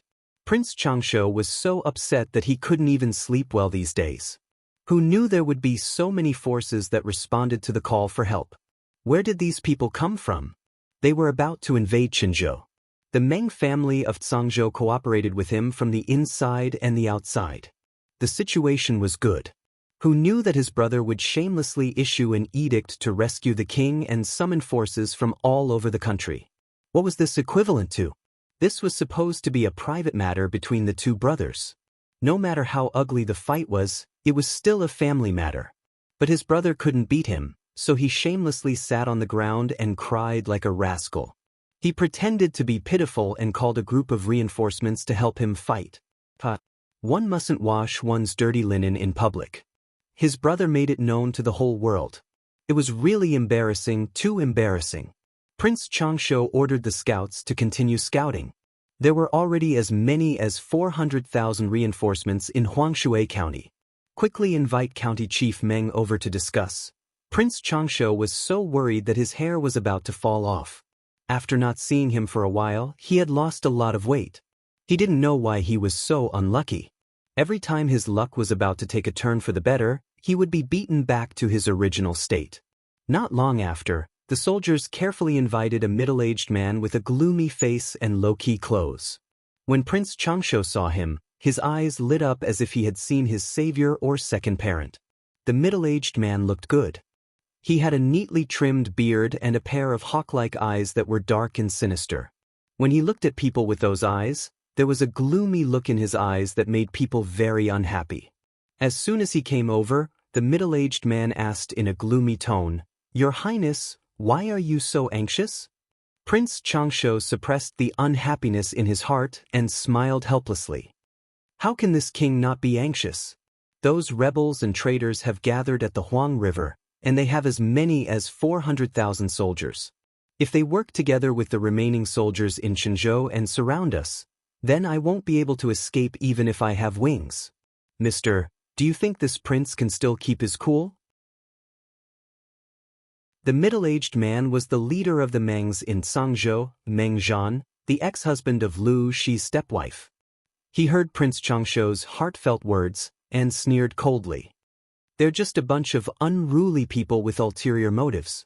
Your Highness doesn't need to take them to heart. Now, as long as they did not make a move, they would collapse on their own. Back then, when Dongqing, Zhongzhao, Beiyuan, and Xichang assisted Nanxing to fight against Nanman together, didn't the four factions of Nanman also fight and retreat at the same time, allowing the internal strife of the four countries to occur, which eventually led to the collapse of the alliance of the four countries? Your Highness might as well sit on the mountain and watch the tigers fight against this group of forces that are here to rescue the emperor. This bunch of unorthodox people will sooner or later have internal strife. Upon hearing this, Prince Changsho's anxious heart calmed down a little. But when he thought of the magnificent barracks that stretched for more than 200 miles, his heart still trembled involuntarily. No matter how reasonable Meng Zhan's words were, he was still worried. Meng Zhan furrowed his brows in disgust, but he could not show this emotion verbally. Your Highness, please don't worry. Even if I'm not thinking for Your Highness, I have to think for the Meng family. Now the Meng family and Your Highness are in the same boat. If Your Highness is safe, the Meng family can advance further. What's more, Lu Shi's family is still alive and kicking. No matter what, I won't die before him. The hatred of killing his son was absolutely irreconcilable. He wanted to cut off Lu Shi's head with his own hands and use the flesh and blood of Lu Shi's son as a sacrifice to his son Meng Liang's spirit in heaven. In order to achieve this goal, Meng Zhan was betting on Prince Changsho. He could only win, not lose. Sending 400,000 troops to rescue the emperor was indeed tricky, but each of these forces had their own plans, so it was not impossible to defeat them one by one. As long as Prince Changsho listened to his arrangements, he could guarantee that the Dongqing royal family would not survive past this spring. Hearing Meng Zhan's guarantee, Prince Changsho finally felt relieved. On the other side, in the Huangshui barracks, the cold wind whistled, and the flags fluttered. The barracks seemed to be connected, but in fact, they protected each other. The layout was also different. Huang Song had arrived at Huangshui County half a month ago and set up camp. He was Lu Shi's neighbor, and he visited every few days.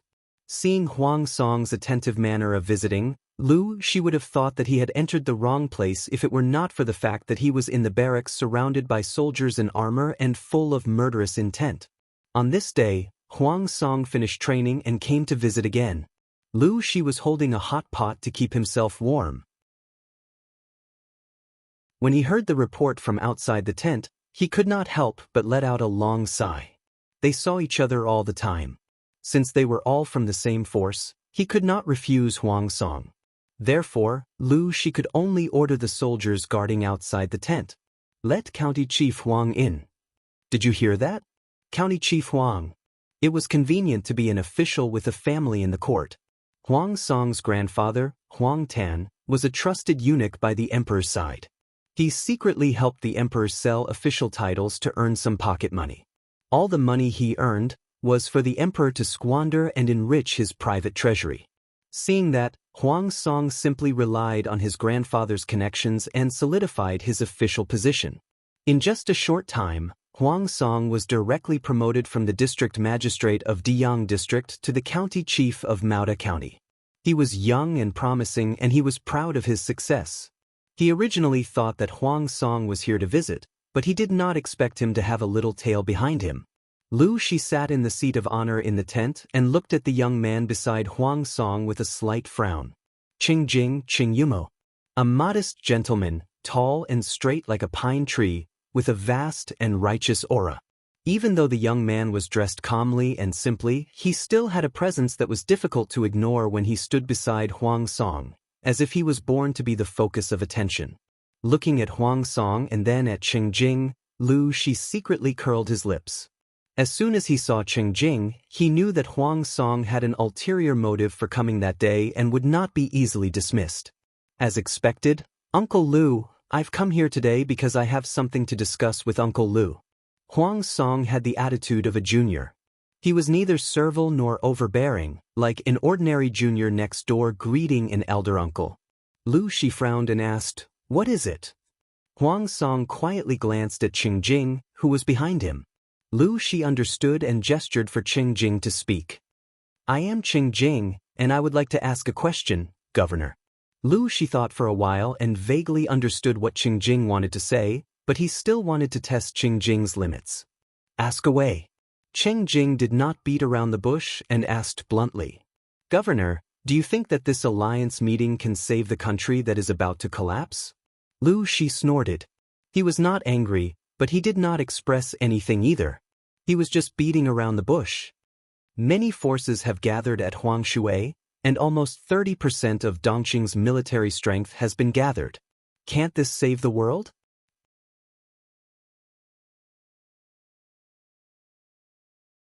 Chapter 684.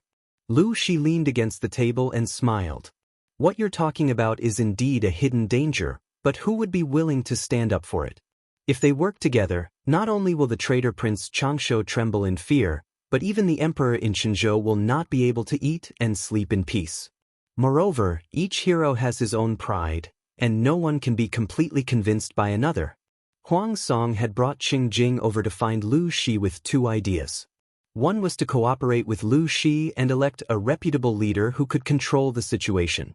The other was to make Lu Shi the leader and lead the troops to fight it out with Prince Changshu. If it was the former, Lu Shi wouldn't mind joining in the fun. If it was the latter, he could only lament that the younger generation were all black-hearted. Even an old man had to be black-hearted. Wouldn't the conscience of the younger generation hurt? "You're right, Governor, but if we shelve this matter, the alliance will fall apart sooner or later." As Huang Song's spokesperson, Qingjing's words represented Huang Song's opinion. If it was inconvenient for Huang Song to say something, Qingjing could help him say it. "My lord intends to propose the election of the alliance leader at the alliance meeting in 2 days. However, my lord is afraid that his own people will speak lightly and hopes that Governor Lu can say a few words on his behalf." Lu Shi frowned. He wasn't here to instigate him to fight for the leader. He wouldn't mind if it was just a few words from the side. Anyway, he wouldn't lose anything. He could just treat it as a good deed.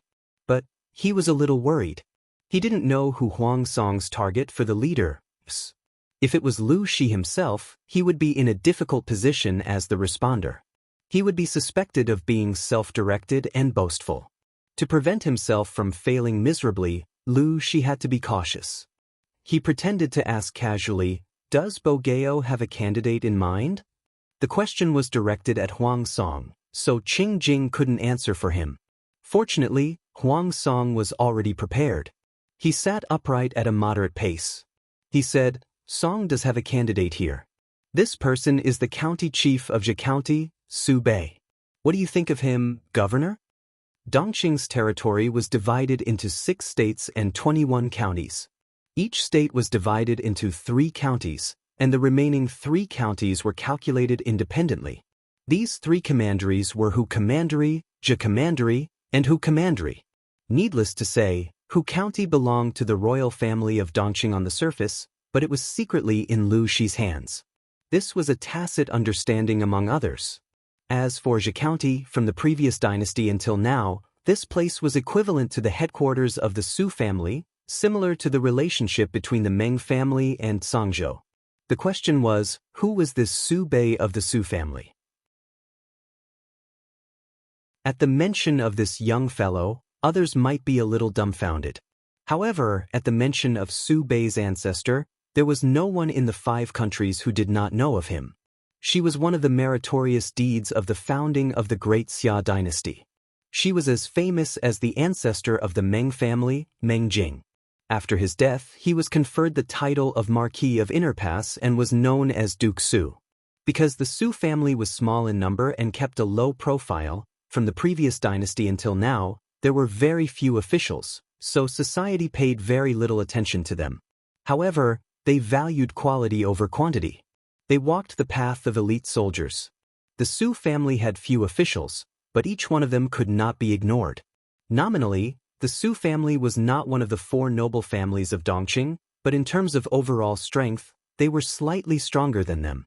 Su Bei was the eldest legitimate grandson of the Marquis of Guanyi, Duke Su. He was of noble birth and had great strength. Recommending this person to be their alliance leader for the rescue of the emperor was the most suitable choice. However, Lu Shi furrowed his brows in deep thought and hesitated. Recommending Su Bei?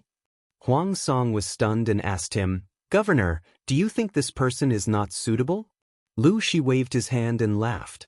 I'm not saying that Su Bei is not good. In fact, this child is not bad. He comes from a good family, has strong military strength, and has sufficient prestige. His talent has spread far and wide at a young age. However, Governor Huang seems to have forgotten that other than Su Bei, the Su family has another direct descendant. If we recommend Su Bei and not Su Fei, I'm afraid that these 2 brothers will not be satisfied and cause internal strife. When that happens, it will not be good. The current head of the Su family was Su Bei's grandfather. This old man was old, but his spirit was hale and hearty. He was already 70 years old, but he still had sharp eyes and ears. One look and you could tell that he would live to 100 years old. He had managed to outlive 2 legitimate sons. These 2 legitimate sons each had 1 son.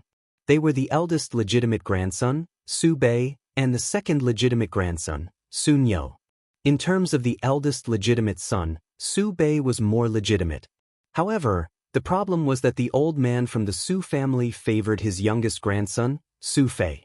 He had repeatedly expressed in public that he favored his youngest grandson, saying that his youngest grandson, Su Fei, had the elegance of his younger days. Look at this mess. Because of old grandfather Su's favoritism, the relationship between the 2 legitimate grandsons was strained. The competition was fierce, and there was endless internal strife. To put it bluntly, this was the consequence of not being strict in managing the family and not differentiating between the young and the old. If the family was not stable, how could the world be pacified? From Lu Shi's point of view, no matter which one of them was recommended, they were destined to offend the other. Huang Song was silent. He looked at Lu Shi with an expression that said, "I feel very wronged." "Governor, who do you think is more suitable?" Lu Shi did not speak. Disregarding the 2 Langjuns from the Su family, the one with the highest status and the most prestige in the alliance was him, Lu Shi. However, this time, he was there to watch the show, not to put on an act. He had no intention of competing. Huang Song and Lu Shi answered one-on-one. Cheng Jing had been secretly observing Lu Shi. The more he observed, the more his brows furrowed. This matter was fruitless. Lu Shi was an old fox who was immersed in the officialdom. He was very slippery. How could he be easily trapped? On the way back, the 2 of them wore serious expressions, each with their own thoughts. Huang Song muttered, "This Lu prefecture overseer is very guarded." Cheng Jing agreed in his heart. When he directly mentioned Prince Changshou's conspiracy, Lu Shi's expression did not show the slightest hint of surprise. It was obvious that he was also well aware of it. Lu Shi was well aware of the hidden dangers in the alliance army, but he did not come out and did not easily communicate with others. He had always put on an aloof appearance and kept his mouth shut like a gourd with its mouth sawed off. This showed Lu Shi's attitude. He would not easily fall into the trap. Leader of the Alliance army, this position is like a burning iron chair. It's not suitable for anyone to sit on it, but someone has to sit on it. As the saying goes, the death of a fellow Daoist is not the death of a poor Daoist. For an old man like Governor Lu who is immersed in the officialdom, how could he not know the truth? It is also expected that he would not fall into the trap. There is no need to be discouraged, my lord. Cheng Jing was not dispirited by this result. Let's go back and discuss it. Huang Song's expression was solemn. If that's the case, then on the day of the alliance meeting, should we still mention the election of the leader? Cheng Jing said, of course we should mention it. However, my lord, there is no need to suggest a candidate. Let them fight for it. From Cheng Jing's point of view, some people could not wait to elect the leader. It was just that they were thin-skinned and were unwilling to speak up. If Huang Song were to speak up, he could invisibly win over a good impression. Of course, there were also people who refused to elect the leader. Huang Song would also attract this group of enemies.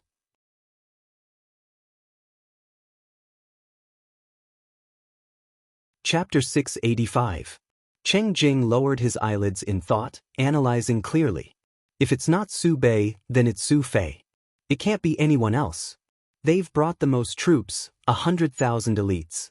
They're much better than the loose fishes of the alliance. If the leader of the alliance isn't born among them, I'm afraid they won't be satisfied. If they leave in a fit of pique, the alliance will only exist in name, then will fall into the enemy's trap. 400,000 troops from the alliance sounded majestic, but in reality, half of them were idle people who only knew how to cheer. They were just there to make up the numbers. As for the other half of the elites, the Su brothers made up 60%. If they left, what was the point of rescuing the emperor? Speaking of troops, Huang Song was depressed. Actually, the candidate he favored the most was Lu Shi. Lu Shi was old, had enough prestige, official status, and a good family background. He was definitely more reliable than the two brats from the Su family. However, Lu Shi did not play by the rules. He was the magistrate of Chongzhou, but he only brought 20,000 soldiers with him to rescue the emperor. One had to know that even a young man like Huang Song had brought along 25,000 yuan in assets. Someone asked why Lu Shi brought so few people. Wasn't it embarrassing? Lu Shi smiled and choked the person back. I am the governor of Chongzhou. The safety of the people of Chongzhou is the most important. Chongzhou is a bitterly cold place, bordering the 3 tribes of the northern borderline. The barbarians of the 3 tribes eyed the hinterland of Dongqing covetously.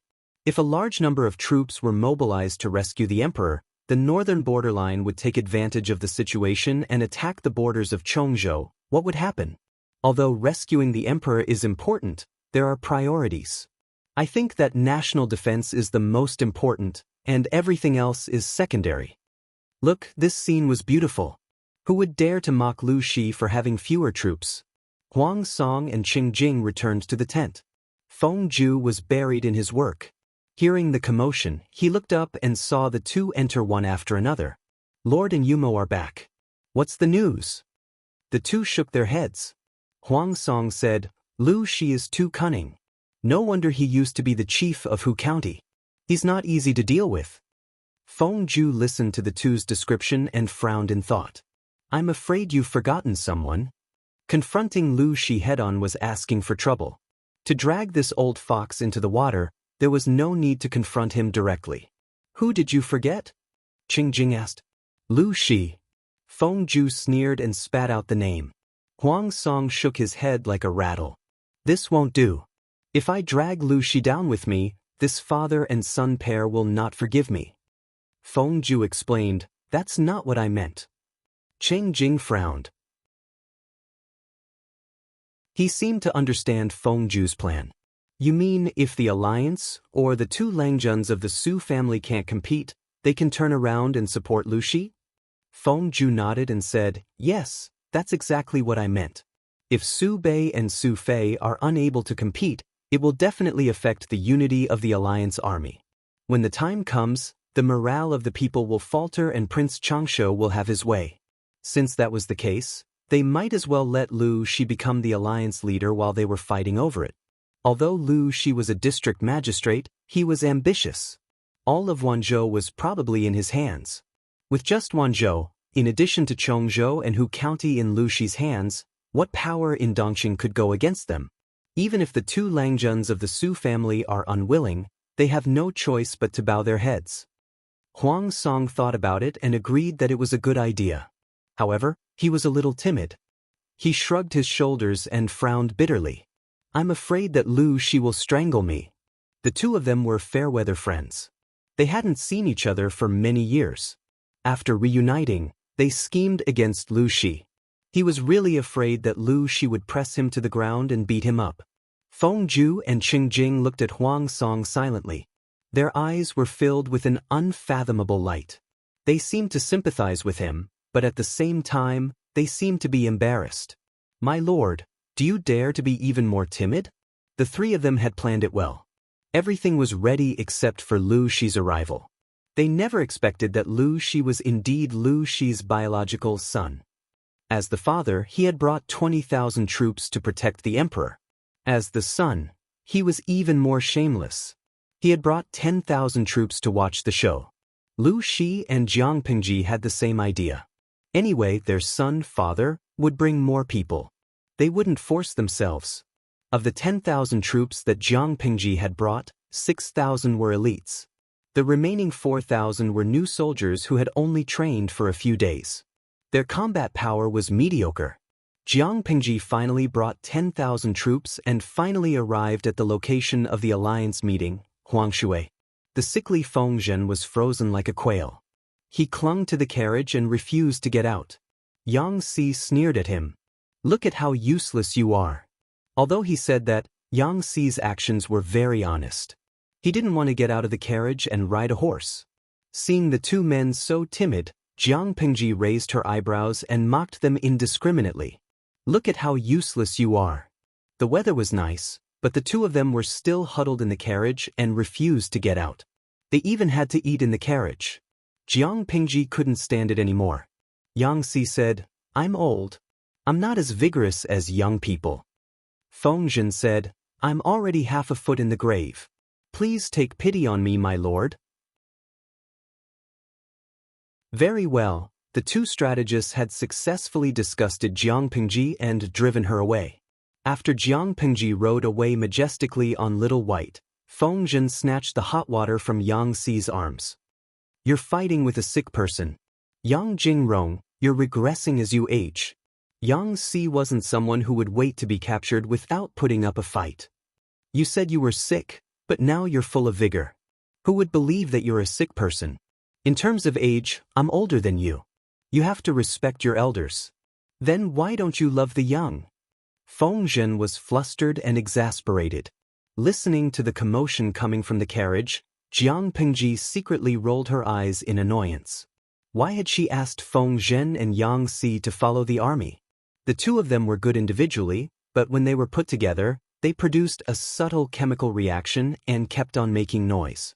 The two of them were almost 60 years old together, but they were still so frivolous. While riding on Little White, she scanned the bullet screen in the livestream room, intending to find some fun in it. The idol audience was still the idol audience. The bullet screen was full of fun. Yi Washenmu, it's so boring. I can only watch the two strategists love and kill each other every day to pass the time. Fake mud doll, #cheeks, Billy already has Yang Si and Feng Zhen's food. You're welcome to try it. Shu Shanyali, you evil cults look at people with rotten eyes. I feel that the two of them are walking further and further down the road of clowns. Kei Sang, that's their personalities. If it were Feng Jin, Wei Ci, or Su Ku, the atmosphere would probably be cold. Lao Cg Lianmeng, are you so idle that you need to play CP to pass the time? Speaking of which, when will we arrive at Huangshui? Gue Kai Guo Fengxiu, same question. Let's wait while we knock on the bowl. If they didn't arrive at Huangshui, Yang Si and Feng Zhen's public image would collapse. Jiang Pingji looked down at the topographic map. According to the directions on it, There was still half a day's journey to Huangshui. After a while, scouts galloped over on horseback. "My lord, there are scouts from unknown forces ahead."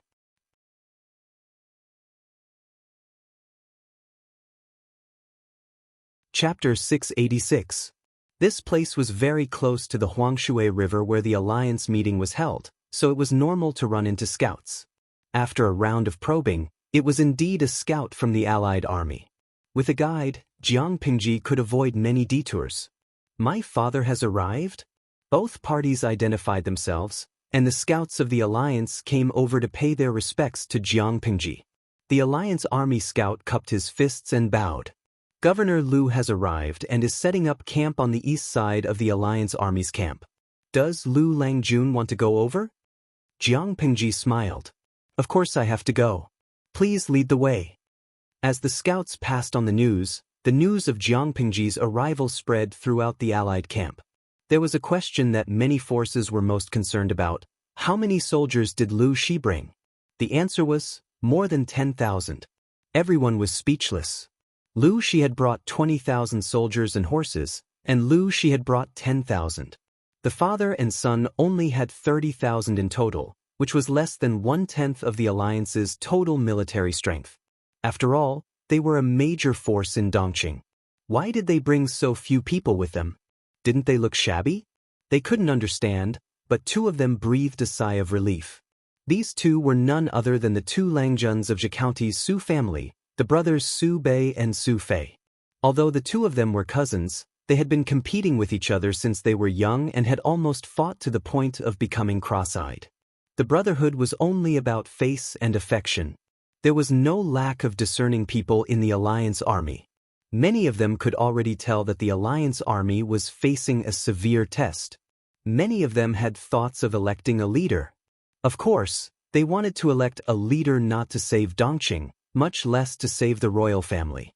They only wanted to seek benefits from it. However, no one had the courage to stand out. After all, the bird that sticks out gets shot. Su Bei and Su Fei both had ulterior motives. Not only did they view each other as a thorn in their side and a competitor, they also had their eyes on the Lu family's father and son. He heaved a sigh of relief when he found out that Lu Shi and Lu Shi had only brought 30,000 soldiers with them. With such a small number of troops, they definitely didn't have the qualifications to be the alliance leader, because they couldn't control the situation. After eliminating a formidable opponent, he only needed to guard against Su Fei, Su Bei. Jiang Pingji had yet to arrive at the camp of the alliance army. Naturally, she did not know what strange thoughts others had in their heads. She happily ran to Lu Shi's campsite. Before she arrived, she was splashed with cold water. "What? Father only brought 20,000 soldiers and horses?" Jiang Pingji was astonished. Yang Si and Feng Zhen, who were wrapped up like penguins, were also astonished. 20,000 soldiers? What was the use of 20,000 soldiers? Were they going to be food for the enemy? On second thought, his lord was even more unsightly. She had only brought 10,000 soldiers with her. It seemed like this pair of father and son had come here just to be bystanders. When Lu Shi heard the news, he was also shocked. In the end, the father and son looked at each other, speechless.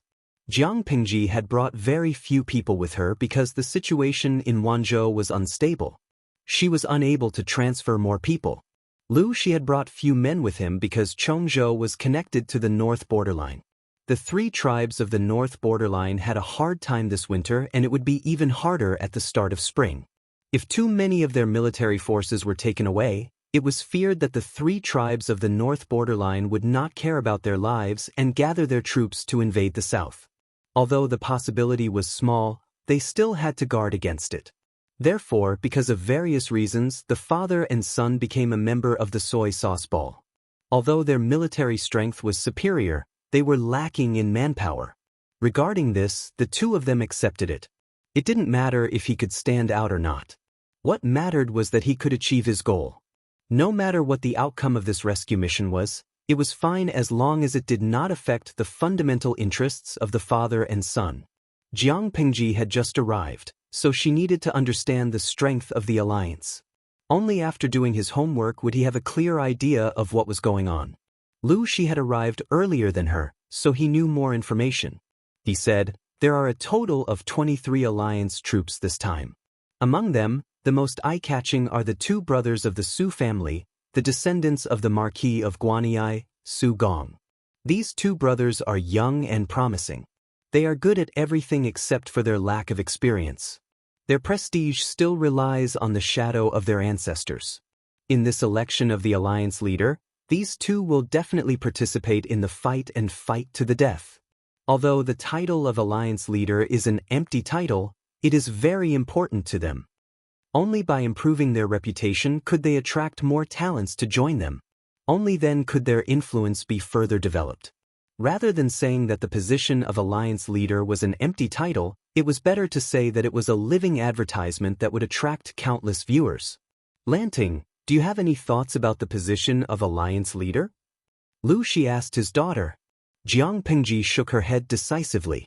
She said straightforwardly, "I'm here to expand my business and see if I can bring a few people back.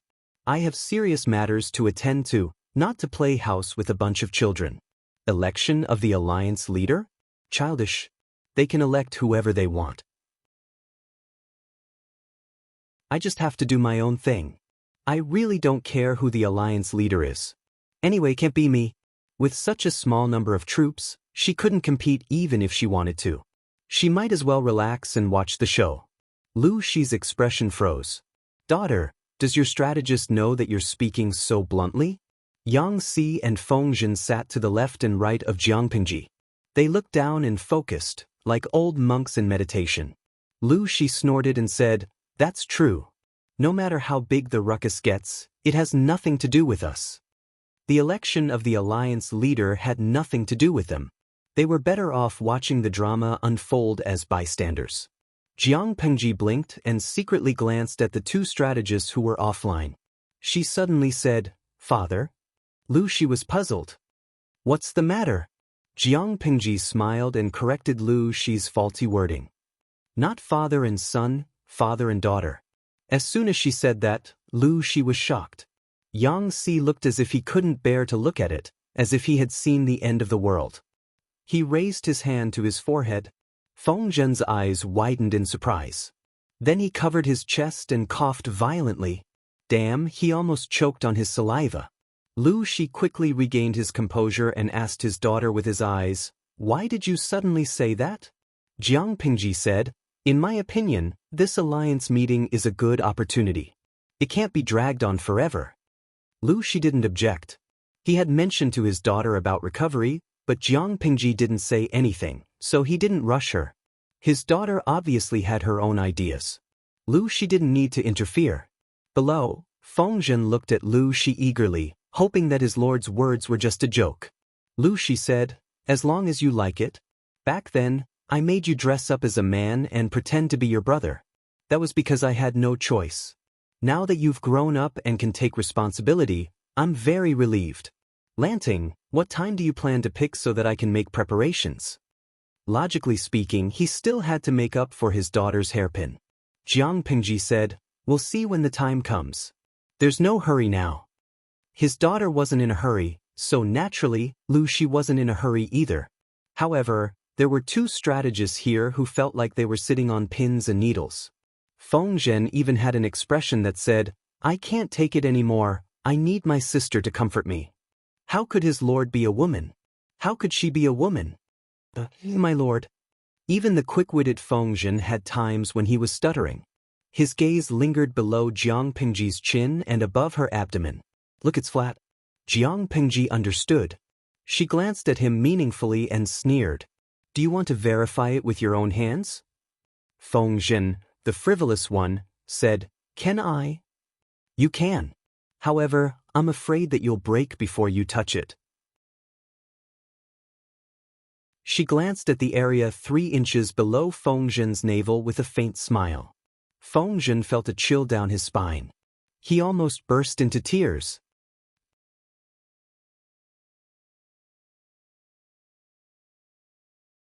Chapter 687. Yang Si could not help but sigh when he saw Feng Zhen's defeated expression. How could he not know his lord's temperament? He held back his laughter and said, "The truth is already in front of you. Why are you still unwilling to accept your fate?" "I think I can still be saved." Feng Zhen imitated Jiang Pingji's words in the past, like a salted fish. Yang Si couldn't laugh anymore. No matter how he tried to save her, he could not change the fact that his lord was a woman and not a man. "I advise you to accept reality. With Master's temper, she won't tolerate anything. It's too late for you to replace her." Yang Si turned to look at Feng Zhen and reminded him, "You've always been unrestrained and unrestrained. In the past, it was fine.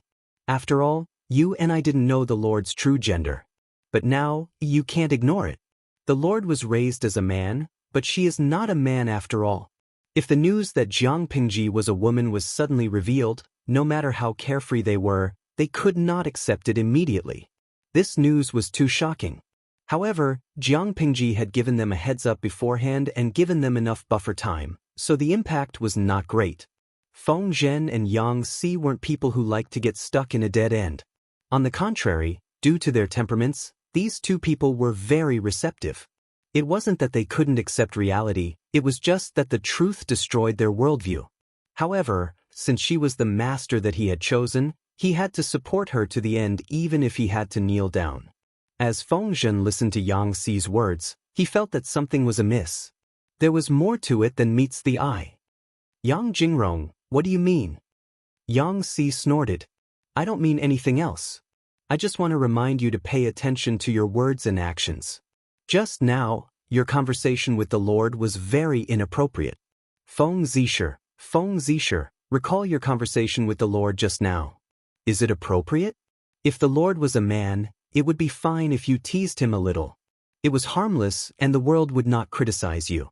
But now, since you know that she is a woman, you should know to avoid arousing suspicion and pay attention to the rules between men and women. Our Lord is still young and her temperament is uncertain. Don't lead a good seedling astray." Feng Zhen had a shocked expression on his face. He looked at Yang Si with sympathy in his eyes. "We have a responsibility to care for people with cerebral palsy." Feng Zhen looked unconvinced. "Yang Jingrong, you're wrongly accusing me. Do you think that a playboy who is familiar with the code words of the brothel, who is good at flirting with prostitutes, who drinks like water, and who hums flirtatious songs can be a decent seedling? It had long grown crooked. Even if I lead him astray, it's my Lord who leads the innocent and pure me astray, not the other way around. In terms of skill level, I'm not even as good as my Lord." It was fine to say that he was unrestrained, but he couldn't just throw the blame to him. His private life was indeed not good, but he was not a person without integrity. Was he the one who instigated the Lord to act like a romantic gentleman? Doesn't the person who said this feel a pang of conscience? Yang Si snorted coldly. Even the corners of his eyes were filled with obvious doubts. Feng Zhen was filled with anger. He was about the same age as Yang Si and could be considered to be of the same generation. But now Yang Si had grabbed him by the ear and lectured him. Feng Zhen was also angry. "Yang Jingrong, do you think you're raising a daughter? With Lord's character, why would she need me to teach her?" Yang Si was about to retort when Feng Zhen quickly said, "Don't object to it. According to my understanding of my Lord, if you deliberately emphasize the need to keep a distance between men and women, it will only make her unhappy. You're experienced enough to know the taboo of a person in a superior position. Don't break the taboo. To put it bluntly, whether my Lord is a man or a woman, what difference does it make to people like us? Don't be obsessed." He was still a single dog, yet he was acting like a loving father and treating his Lord like a daughter. Was there something wrong with Yang Si's brain? Actually, Yang Si just wanted Feng Zhen to rein in his attitude, but this fellow just had to turn the tables on him. Yang Si wanted to hit someone when he heard this. "You're twisting words and forcing logic." He glared at Feng Zhen. "Do you think I don't know the taboo that you've mentioned? I'm not asking you to rein in your behavior because I want you to be estranged from my Lord or make her unhappy. I'm only thinking about my Lord's reputation. Do you understand this painstaking effort? You don't care about your reputation. Do you want to tarnish my Lord's reputation after 100 years? How can a ruler not be a ruler and a minister not be a minister? Xianxia was so angry that his balls hurt. He really wanted to press Feng Zhen into the snow and make this fellow listen to his lecture. Feng Zhen pursed his lips. He really didn't care about her reputation. His lord was also a pragmatic person who didn't care about empty reputations. Seeing his behavior, Xianxia was both angry and amused. Did you study for so many years for nothing? Back then, Emperor Taizu of Xia put Duke Su in an important position, and the relationship between the ruler and his minister was deep. It was originally a beautiful story, but look at how those despicable unofficial histories are written. How many unofficial histories of later generations have fabricated stories to slander their romantic relationship? The Su family of Jie County has been criticized. It's rumored that they have the royal blood of the Xia dynasty running through their veins. Haven't you heard of it? Back then, Emperor Taizu of Xia was a heroic man, and Duke Su was an extraordinary woman, but they were still criticized and slandered by the world. Now, my lord is a woman, and most of her ministers are men. The criticism they receive will only be more severe. If you don't want to add a romantic debt to later generations, then go ahead and do it. It's just that you're a prodigal son. Don't implicate my lord and let her be criticized along with you. If you still don't understand, I won't say any more. Feng Zhen couldn't refute. He and Xianxia were both people who didn't bother about trifles, but they were different. Feng Zhen completely let go of his restraints and didn't care about his image and reputation. Xianxia was the type who was inwardly coquettish and flirted in secret. He was very serious on the surface. Who can control the mouths of the people in the world? Feng Zhen felt a little guilty and lacked confidence. Xianxia replied, I can't control the mouths of the people in the world, but I can control your actions and words. I can keep an eye on you at all times. Feng Zhen was like a frosted eggplant, dispirited and listless. He didn't know that he would be so unlucky to be partnered with Xianxia. If he had known earlier, he would have rather partnered with Feng Jin or Wei Ci. At least they were gentle and easy to deal with. Do you think that the others will be very surprised if they know about this? Xianxia said, I don't know if they will be surprised or not, but they will definitely be shocked. His majestic and heroic lord had turned into a delicate woman in a single night. Who could withstand such a huge shock? She threw the task of setting up camp to the two strategists. Jiang Pingji was a hands-off shopkeeper and had nothing to do. She sat opposite Lu Shi and brewed tea and wine. They asked and answered questions to understand the power of the alliance. As the two of them answered more and more, the audience in the streaming room had a general understanding of the power of the alliance meeting. The more they understood, the more disappointed they were. Huang Shun, a man of few words, what a pity. I thought the streamer would be in the limelight this time and become the leader of the alliance. This bullet screen represented the thoughts of the majority of the audience. They had already moved their small stools and sat down to watch the streamer carry the entire scene. What happened in the end? The streamer told them that she was going to take a break midway. She sat in the substitute seat and watched a group of young fresh meats fight fiercely.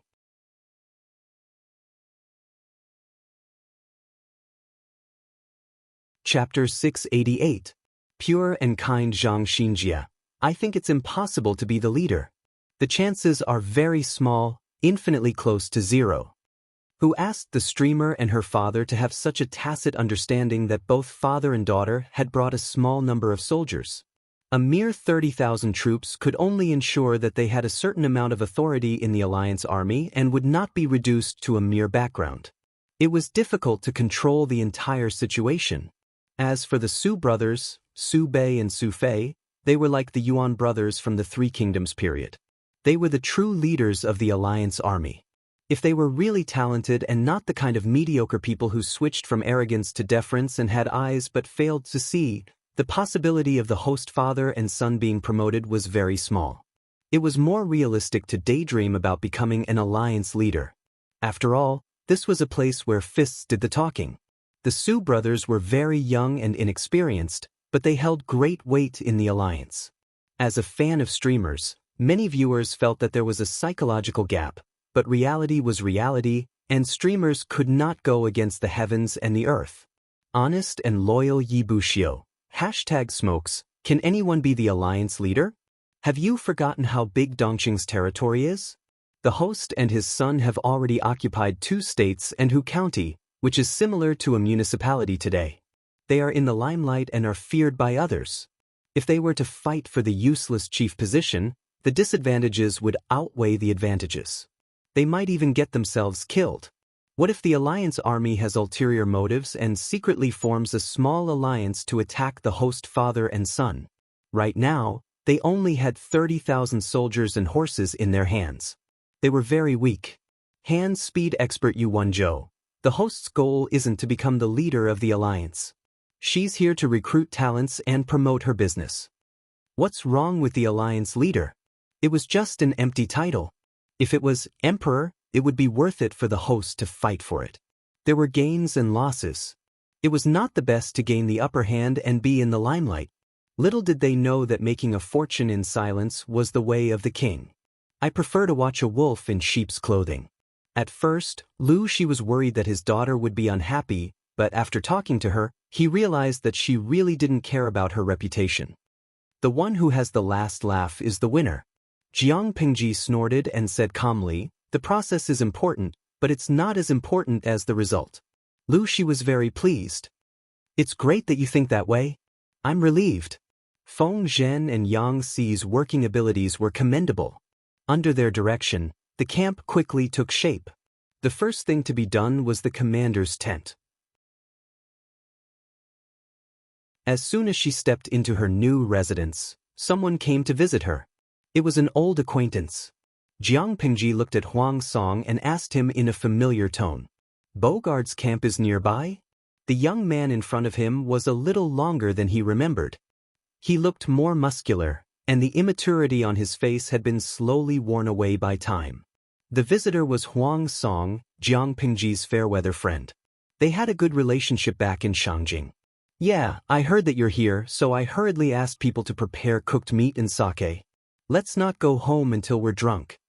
Jiang Pingji glanced at the young scholar behind Huang Song. She saw that he was secretly frowning, and his expression was slightly displeased. That's right. It's really a headache to have a lord who won't leave until she's drunk and can't hold her liquor well. Jiang Pingji bluntly exposed Huang Song's lame lie. "Come on, do you think I don't know what you're planning? You knew I was coming, but you just dragged your feet and refused to come. I'm here now because I can't delay any longer, am I right?" Huang Song's face was bitter, but he did not show any embarrassment at being exposed. "Lu Lanting, your mouth is still so harsh and your words are like knives." Jiang Pengji crossed her arms in front of her chest. "If you don't want me to be harsh, then don't talk like an official in front of me. Tell me the truth." "Art, the truth is, I felt that your tent hasn't been set up yet, so I didn't want to sit on the ground and eat meat and drink with you. That's why I delayed coming." Huang Song's answer made Qingjing's frown deepen, and deep wrinkles appeared on his face. "I've told you the truth. You should let me into your tent, right?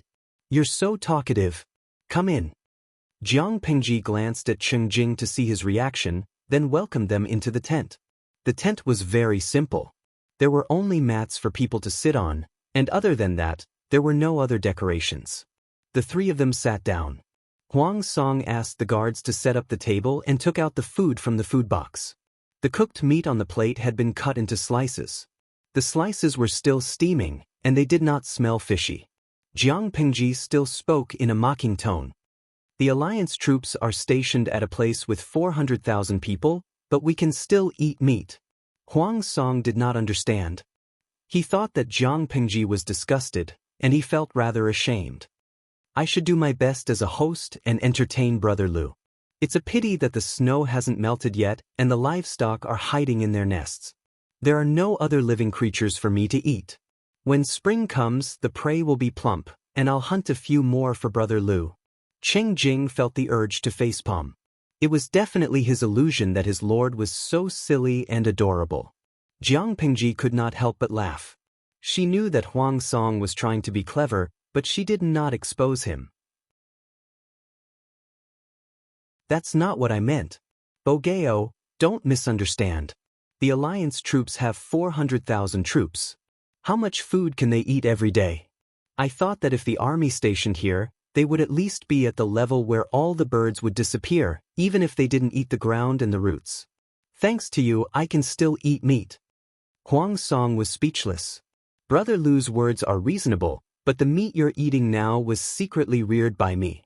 I'm preparing it for a sumptuous meal when I'm hungry. If it weren't for you, I wouldn't have wanted to eat it so early. Look at how good I am to you. I even gave you my secret stash. Jiang Pingji and Huang Song were fair-weather friends. They were not close friends, but they were not strangers either. They had no scruples when they talked at the table. As for Qingjing, he ate silently, drank silently, and watched the two old drivers drift and race in silence. It felt like the door to a new world had been opened. After eating and drinking to his heart's content, Huang Song picked his teeth as if there was no one else around and asked Jiang Pingji, "Brother Lu, I heard that you only brought 10,000 troops with you? Isn't that not enough?" Jiang Pengji said indifferently, "Is 10,000 troops too little? If it's not enough, doesn't my father have 20,000? Huang Song hurriedly waved his hands. There was a hint of probing in his words. "I didn't mean that. I'm just thinking about Brother Lu's temperament. He's always liked to join in the fun and be in the limelight. Now, many of Dongqing's heroes and forces have gathered here to prepare for the rescue of the king, kill the rebels, and protect the country. This is a good opportunity to make a name for yourself. Brother Lu, don't you want to play big and be in the limelight?" The two were fair-weather friends, but their temperaments were compatible and they were quite familiar with each other. When she asked this question, it was 70% probing mixed with 30% concern.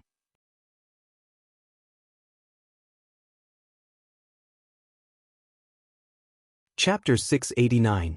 Huang Song nodded as he listened. He obviously believed Jiang Pingji's words.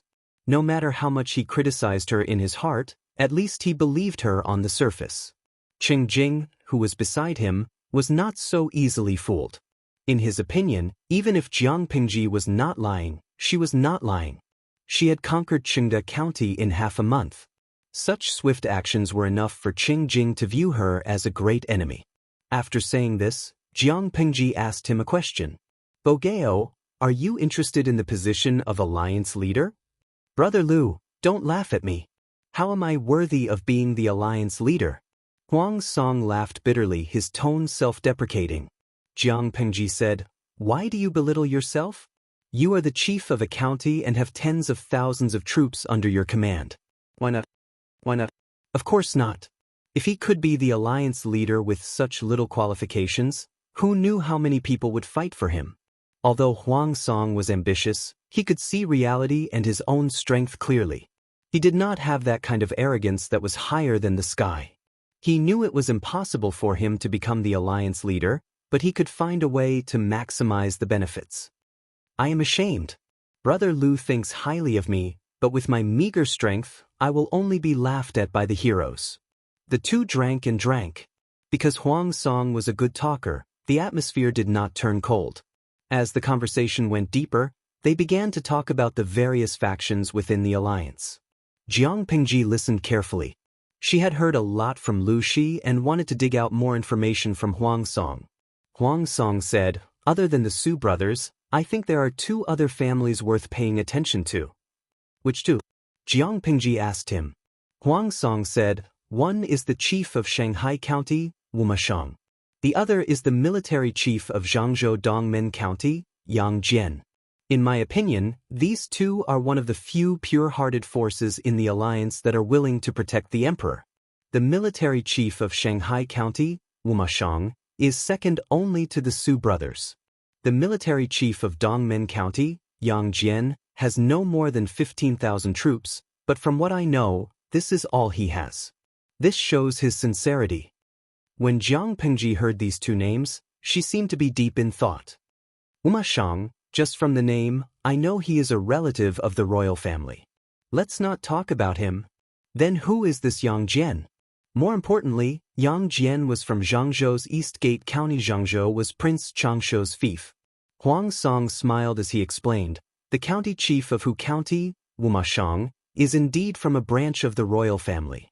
He can be considered a relative. In terms of seniority, he is the uncle of the emperor and Prince Changsho.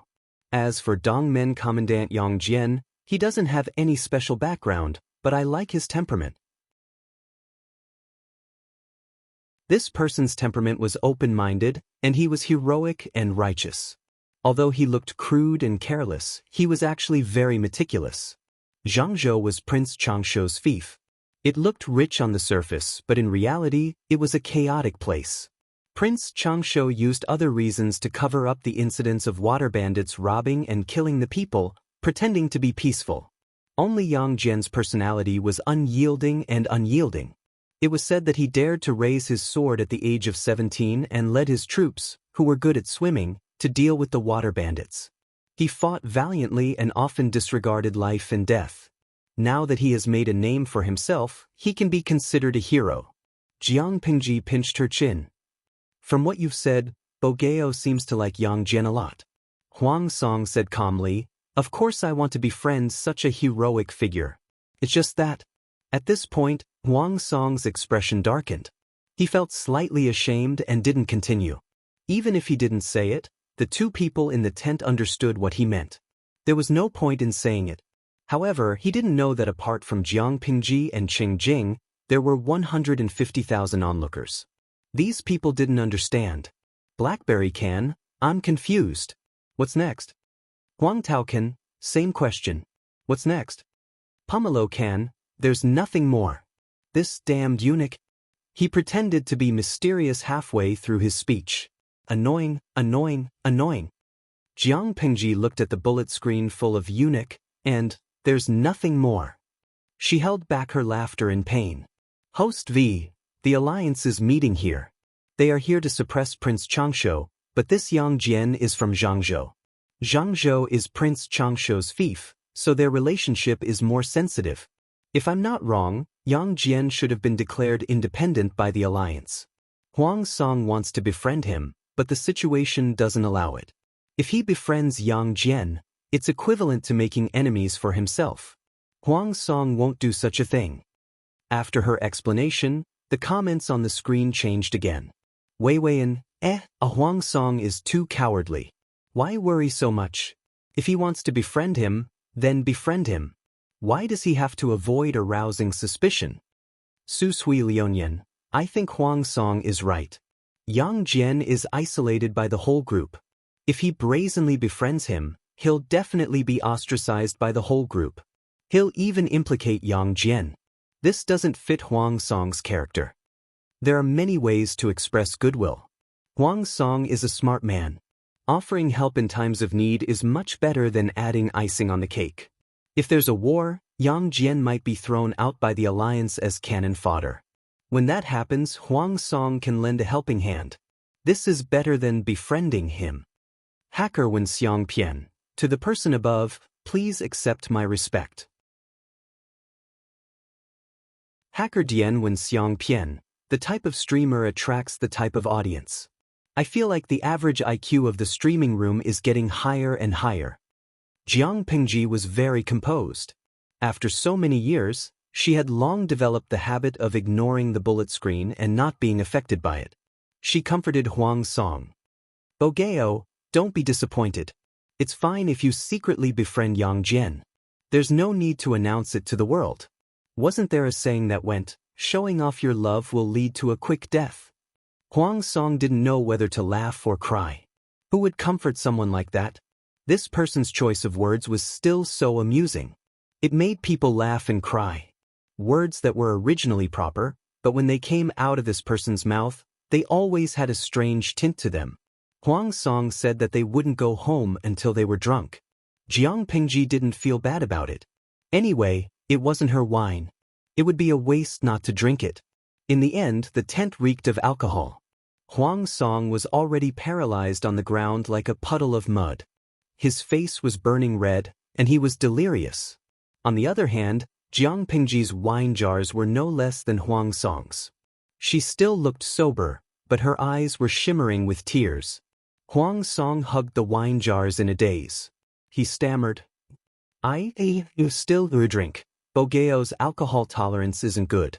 Tell him to drink less in the future. Although the war hasn't started yet, this is still an important military camp. He should remain sober at all times. He shouldn't drink too much to prevent it from affecting his sanity. Jiang Pingji glanced at Qing Jing, whose expression was normal and unchanging.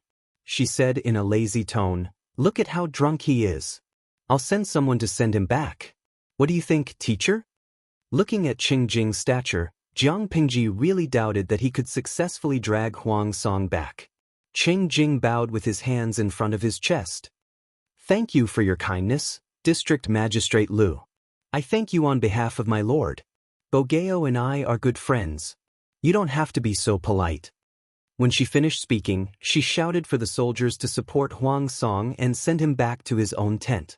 She got up and sent Huang Song and Qing Jing out of the tent. She looked at the few figures in the distance and frowned.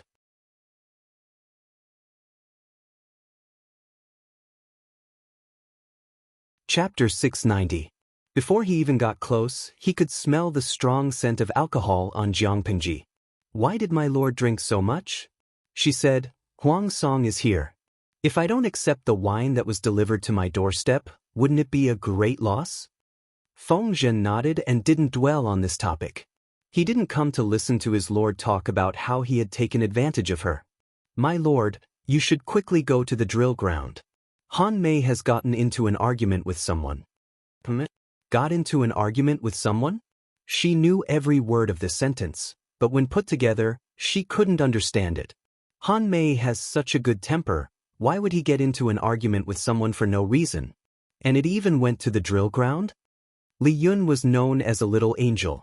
When they heard that he had gotten into an argument, many people's first reaction was that the other party had a nasty mouth and was the one who provoked him first. Although Jiang Pingji wasn't blind, she was still biased towards her own people. Li Yun was the group's favorite. He was equally good-looking as Wei Ci.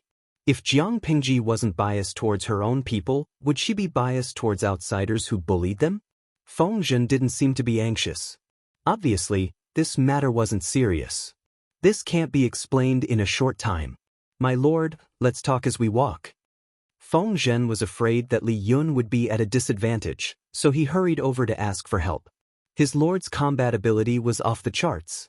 How could ordinary people fight against her? At that moment, Feng Zhen completely forgot that his lord was a girl. When he finally realized it, his expression was a little conflicted. It wasn't that he didn't want to remember his lord's gender, but his lord's actions were too manly. It was too much of an act. Jiang Pingji didn't say much and said, "Lead the way." The camp hadn't been set up yet, and she didn't have a drill ground here. The drill ground that Feng Zhen mentioned was in the camp of another power.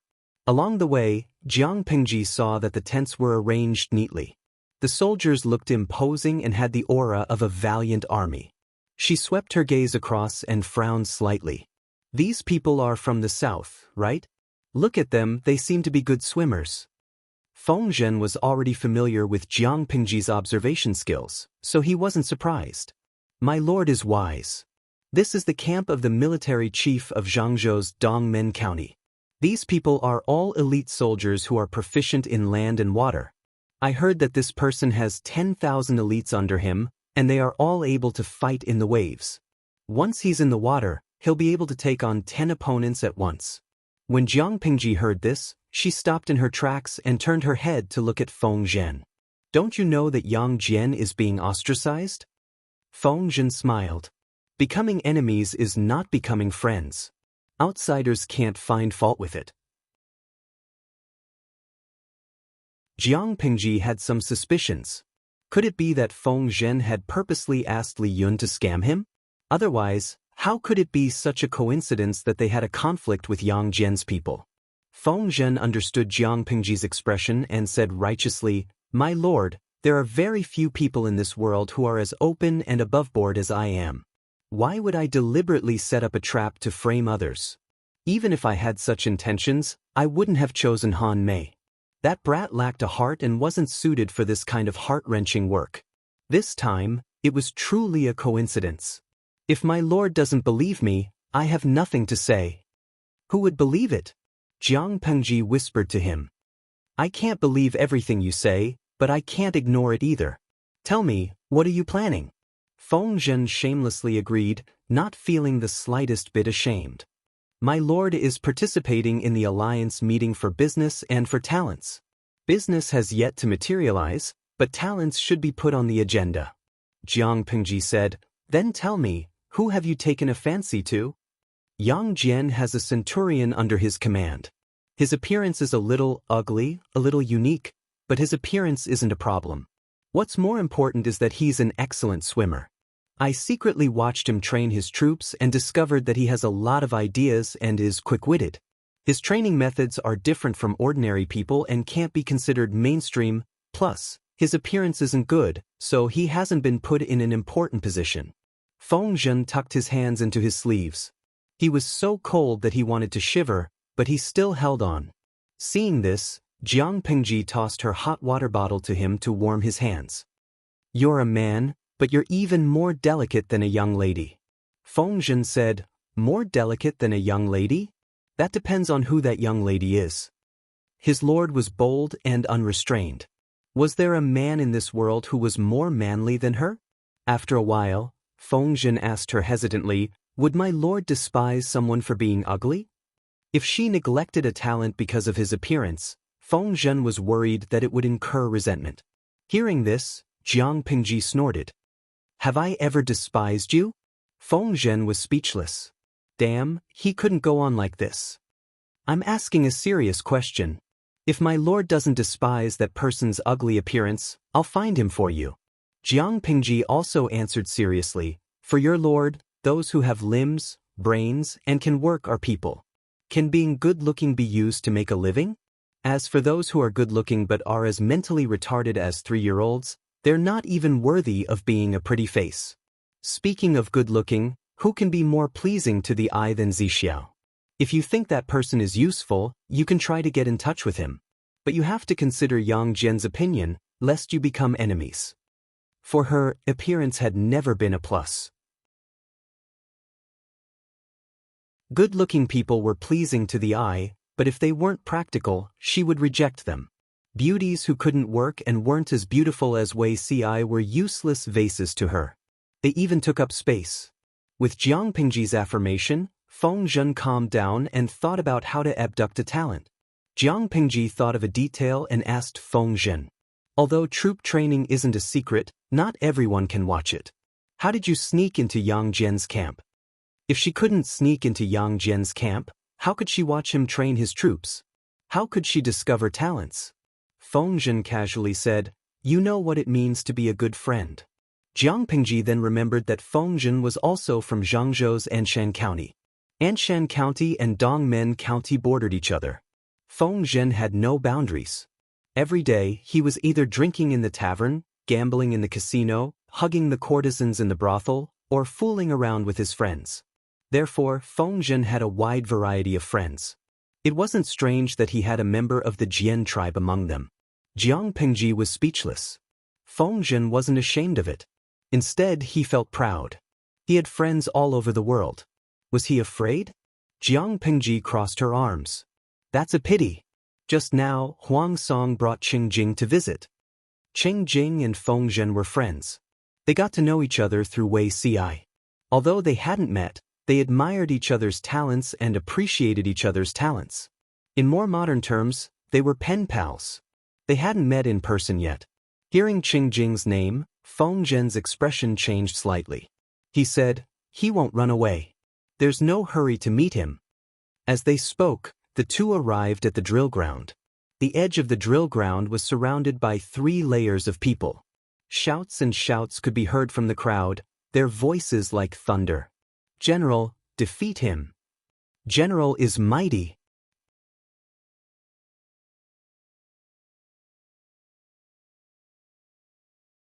Chapter 691.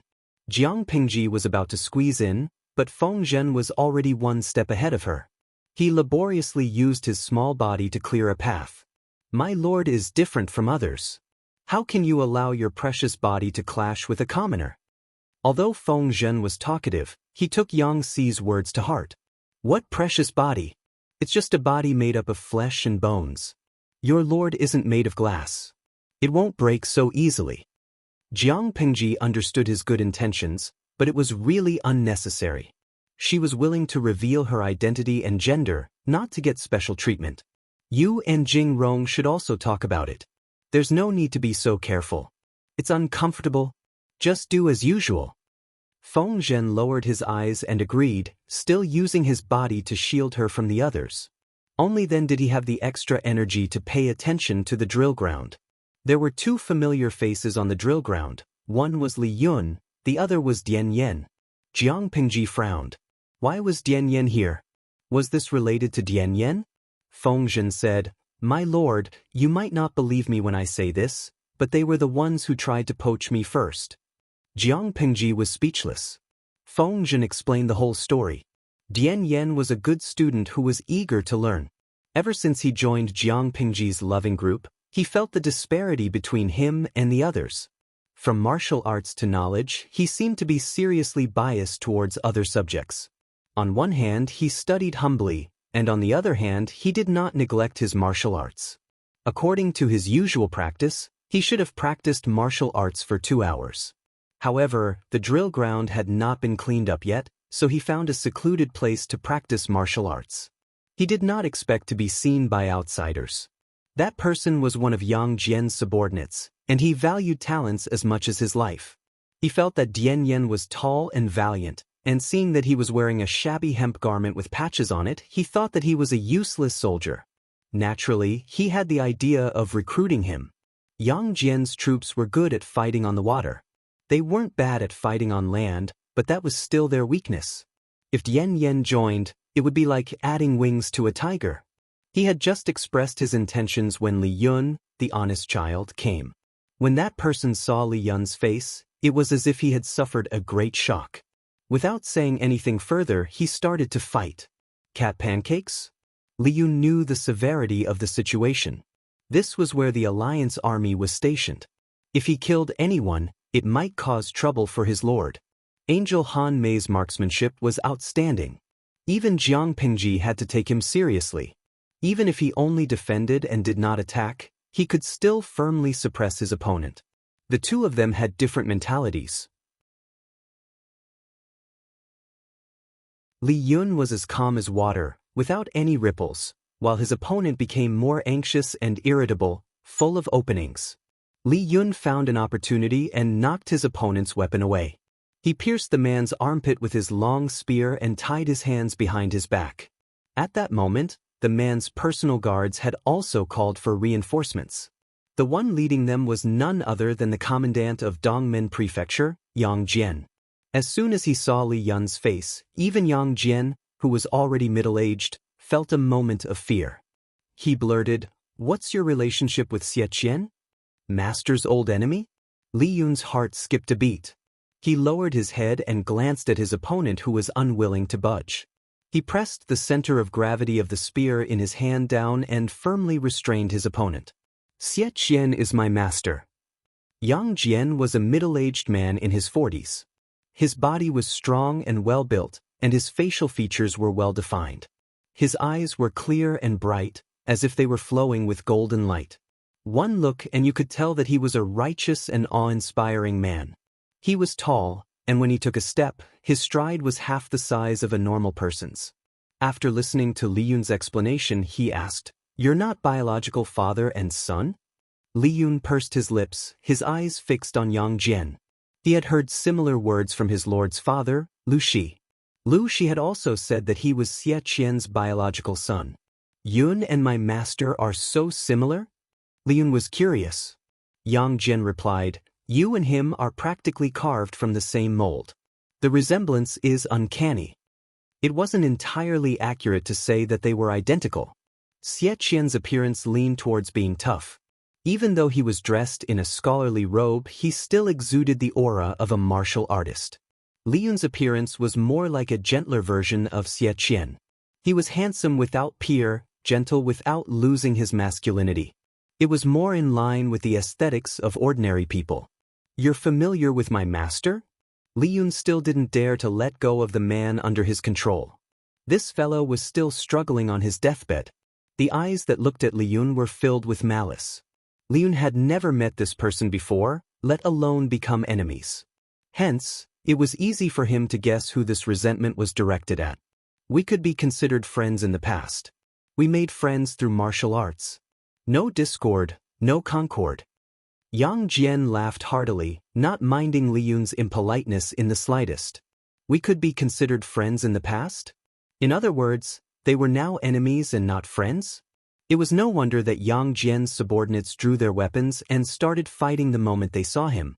If it wasn't for Li Yun's solid martial arts skills, he might have been severely injured in a single exchange.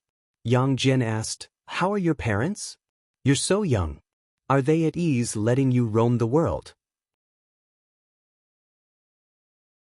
He couldn't detect any malice. This confused Li Yun. Did Yang Jian think that his parents were his master and his wife? Li Yun replied, "My master is already traveling around Zhongzhou. He said that he had important matters to attend to. His wife passed away during childbirth. She's no longer around." When Yang Jian heard this, his expression turned fearful. A man of steel like him actually revealed the melancholy of a young man. "She's already passed away?" Yang Jian sighed. His expression returned to normal. "Right, I haven't asked for your name. What is it?" "This junior's surname is Li. My given name is Yun. My courtesy name is Han Mei." Yang Jian didn't have any malice. Li Yun also gave him face and didn't embarrass him. "Li Yun?" Yang Jian was surprised. The surname wasn't right. Xie Qian's son didn't have the surname Xie. His gaze fell on the subordinate who was subdued by Li Yun. He felt rather embarrassed. It was one thing to fall in love with a goddess but lose to Xie Qian. But at such an advanced age he still couldn't beat his son. How embarrassing. "This person, he's your subordinate?" Li Yun pursed his lips, indicating for Yang Jian to look at the person he had subdued. Yang Jian's face turned red. Coupled with his beautiful beard, if the audience in the streaming room saw him, they might think that he was cosplaying as Second Master Guan. "My subordinate has offended you. I apologize on his behalf." When he finished speaking, Yang Jian actually bowed with his hands clasped in front. His attitude was very sincere. Li Yun couldn't care less about the silver spear in his hand. He hurriedly let go and went forward to help the person up. Now that the person was free, he immediately jumped up and wanted to sneak an attack from behind. However, he forgot that Dian Yen was watching him from the side. Dian Yen raised his leg and kicked the person's manhood. The person fell forward and fell flat on his face. But what kind of hero is he to stab someone in the back? Dian Yan's voice was loud and he didn't bother to lower his voice. Yang Jian and the others who heard him blushed and felt even more guilty. Li Yun's expression was displeased. He asked Yang Jian, "Do you know why this person kept sneaking up on me?" Yang Jian's face turned even redder. He was ashamed and embarrassed. He was a little embarrassed and embarrassed.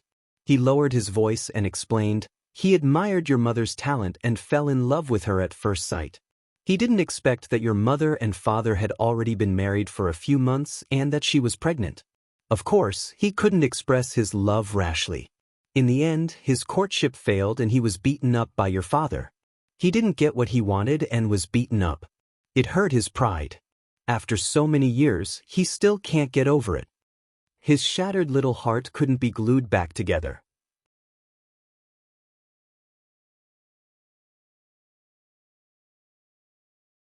Chapter 692. Was he a love rival who had been beaten by master? Even so, this person wouldn't want to kill him the moment he saw him, right? Jiang Pengji could not understand it either. It was a godly theory. There are so many idiots in this world who have been rejected by the fair, rich, and beautiful girls. It can't be that every single one of them wants to kill the son of a tall, rich, and handsome man, right? Little angel Li Yun was innocent. The storyteller, Feng Zhen, looked at his master resentfully. "Don't speak bird language that normal mortals can't understand." Jiang Pengji coughed softly and said, "If that's the case, there won't be a need to fight, right?" Feng Zhen continued, "That is indeed the case. However, there were other arguments after that. That person actually started a rumor and slandered Han Mei's mother and father. Han Mei couldn't take it anymore and beat him up. Even though he was injured, he was still stubborn and didn't hold back his words. Han Mei was furious and wanted to make a move. Yang Jian had many people on his side. How could he just sit back and watch? He opened the gates. Slander? What kind of slander could make Li Yun, who had always been calm, lose his rationality and hurt someone? Feng Zhen said, that person spread the rumor that Xie Qian was not a man. He actually pushed his wife to another man for the benefit of his family. Jiang Pengji asked, what's going on? Back then, Lu Shi had told her the story of Xie Qian and Wang Huyan. The husband and wife were a talented man and a beautiful woman. They were a match made in heaven. In layman's terms, this couple's public display of affection was so deranged that it made people want to raise a torch and burn them to ashes. Such a loving couple, how could there be a melodramatic plot where the man pushed the woman to another man? Moreover, Lu Shi had also said that Wang Huiyun had been replaced by someone else after giving birth to Li Yun. In other words, the Wang Huiyun after Li Yun's birth was just an impostor. Feng Zhen sighed, using words to reconstruct the scene. Yang Jian had originally wanted to be the peacemaker and cover up this incident. Little did he know that Xie Qian's wife's admirer wouldn't let it go. He had been taught a lesson by Li Yun, and his mouth was still stiff. He said unwillingly, where is that coward Xie Qian? Li Yun was deeply in love with his master, Xie Qianru.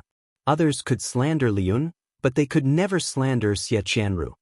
Say that again? Be careful or I'll cut off your tongue. My master is a dignified man with an indomitable spirit. How could he be a coward?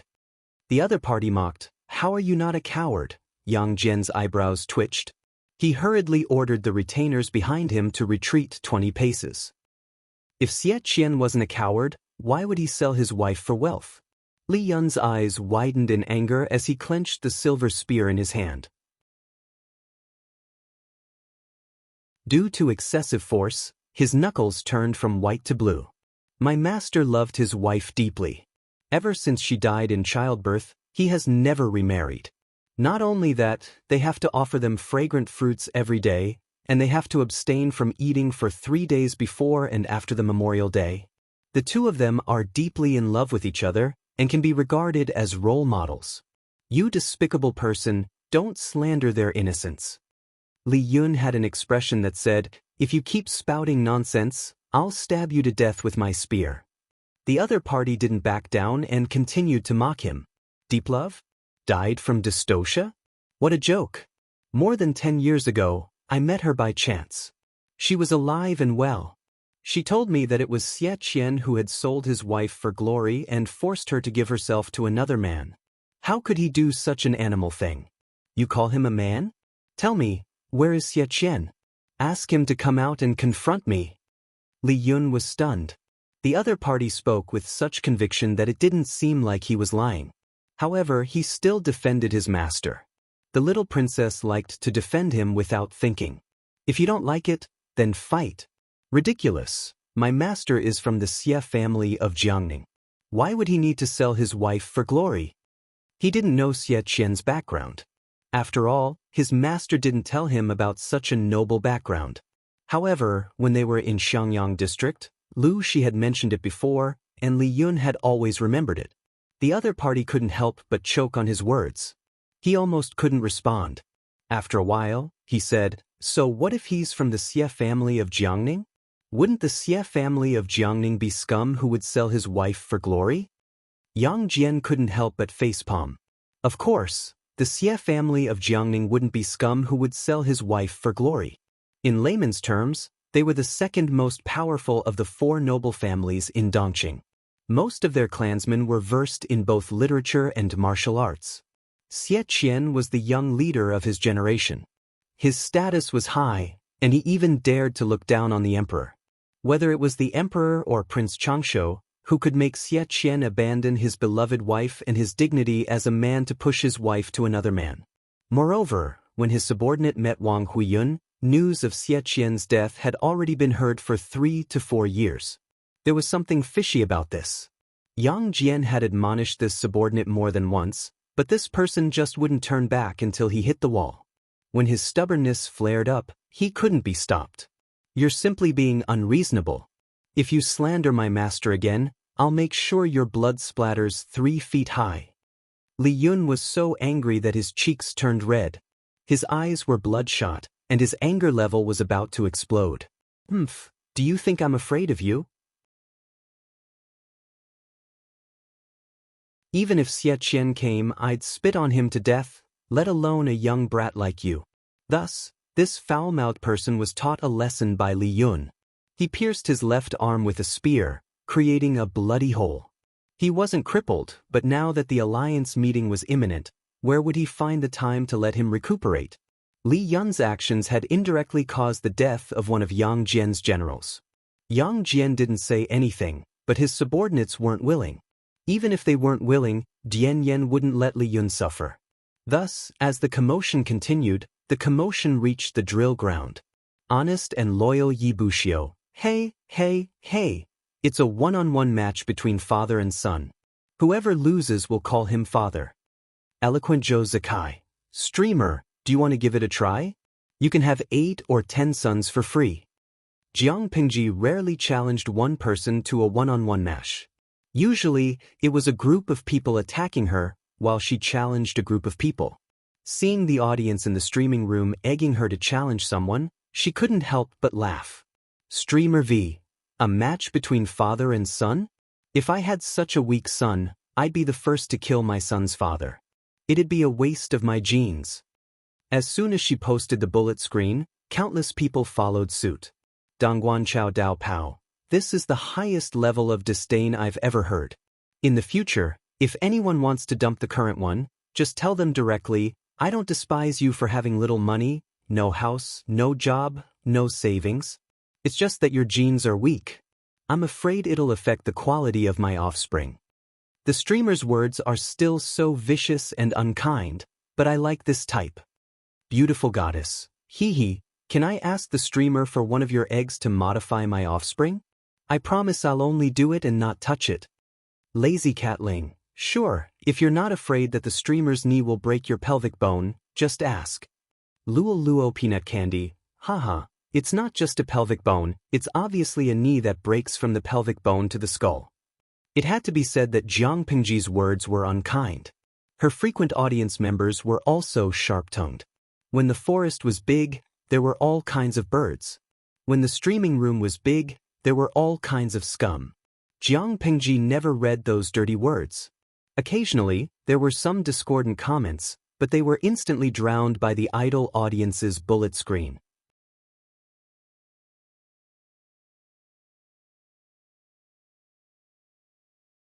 Chapter 693. Zuo Shachang Ju Nemo Shao. Who's the one fighting with little angel Hanmei? He's so ugly, it's a disgrace to the city. Chui Yu Buxiu. How is it a disgrace to the city? It's obviously a handsome, mature uncle. Look at that muscular body, that beautiful complexion, even the movement of his Adam's apple is so sexy. Those who say he's an eyesore and a disgrace to the city, tell me your house address and I'll send you a razor blade. Those who dared to go topless in the middle of winter were all real men. Jiang Pingji similarly shifted her gaze to Li Yun's opponent. Feng Zhen, who was beside her, said, That's Yang Jian. That's Yang Jian. I heard others call him the handsome bearded duke, praising his beard for being long and beautiful. I can't tell how he's beautiful. She couldn't understand such aesthetics. To her, a beard was similar to armpit hair, belonging to the category of well-developed and luxuriant body hair. Feng Zhen didn't know what she was thinking. He said, What people say is true. Yang Jian's side wasn't willing to bully others by taking turns, so they simply let Dian Yen and Li Yun take turns. In the end, they were slapped in the face one after another. Not only did Dian Yen have a rough face, but he was also tall and had extraordinary strength. He used brute force to break through technique, causing Yang Jian's side to suffer a lot. However, Dian Yan's flaws were also very obvious. His posture wasn't flexible enough, his moves were too crude, and his movements were wide open. There were many flaws. When encountering an experienced veteran, it was inevitable that he would be at a disadvantage. Li Yun was different. Xie Qian taught him step by step, and he was extremely talented and hardworking. For more than 20 years, he trained hard day and night and finally mastered exquisite spear techniques. His martial arts skills far surpassed those of others. If not for his lack of age and experience, it would be difficult for anyone present to make him suffer. He and Dian Yen joined forces and caused Yang Jian's side to lose a lot of face. Yang Jian originally wanted to watch from the sidelines and let them resolve their grievances, but he couldn't sit still. He had to personally take action to regain some face. Otherwise, if word got out that Yang Jian's subordinates were all weaklings who had been defeated by two young men, he wouldn't be able to keep his face. The morale of his troops would be even lower. It was the middle of winter, but Yang Jian didn't feel the cold at all. He took off his shirt, revealing his strong and muscular upper body. His chest and back were full of intersecting old wounds, some of which were fatal. Just by looking at them, one could imagine a near-death experience. Commandant Yang, sorry for the offense. Li Yun cupped his fists in a salute and kept his distracting thoughts to focus on dealing with the situation. He did not even notice that his lord was surrounded by the crowd. Yang Jian appeared to be very calm, without a trace of aggression. However, Li Yun did not dare to let his guard down. I admire young people like you the most. You have the guts to charge in and take risks. That's good. You don't have to worry about my age, just do your best. You said that your spear techniques were taught by your master, then let me see how much of Xie Qian's abilities you have learned. This isn't a life and death situation. Don't overdo it. Li Yun used his spear while Yang Jian used his broadsword. This saber was specially made. The body of the saber was wide and long. The edge of the saber was incomparably sharp and flashed with a cold white light. As the saying goes, the longer one is, the stronger one is. In terms of weapons alone, Li Yun had a definite advantage. However, the moment they clashed, Jiang Pingji could already see the outcome. She clicked her tongue and said, Han Mei has met his match this time. Feng Zhen asked her, my lord means that Han Mei will lose? Not only will he lose, but he'll lose terribly. Jiang Pingji said, the difference between the two isn't just inexperience. Han Mei's rhythm has been led by Yang Jian, leading the world into a trap. Yang Jian is a generation older than Han Mei, but his body is still in peak condition. Han Mei's spear techniques are good, his angles are tricky and nimble, and his strength is strong enough to split the skin between his thumb and forefinger. However, in Yang Jian's eyes, he's too flashy and lacks momentum. Feng Zhen's level of swordsmanship was still at the level of a small public square dance class. How could he see anything? He only felt that Li Yun's speed was faster than Yang Jian's, and his weapon was longer, so he definitely had an advantage. Jiang Pengji read his expression and asked him, do you really think Yang Jian's speed is slow? Just as she finished speaking, Yang Jian, who seemed to be suppressed, suddenly made a counterattack. Not only did he avoid Li Yun's spear, but he also used the handle of his saber to hit Li Yun's wrist, causing the spear to fall out of his hand. At the same time, he used the back of his saber to press against Li Yun's neck. His lightning-fast speed and terrifying strength could be retracted and released at will, stopping at will. It made one's emotions fluctuate violently. No matter how fast you are, if you can't subdue or kill your enemy, it's just a flashy performance. Yang Jian seemed to be suppressed, but he was actually looking for Han Mei's weakness.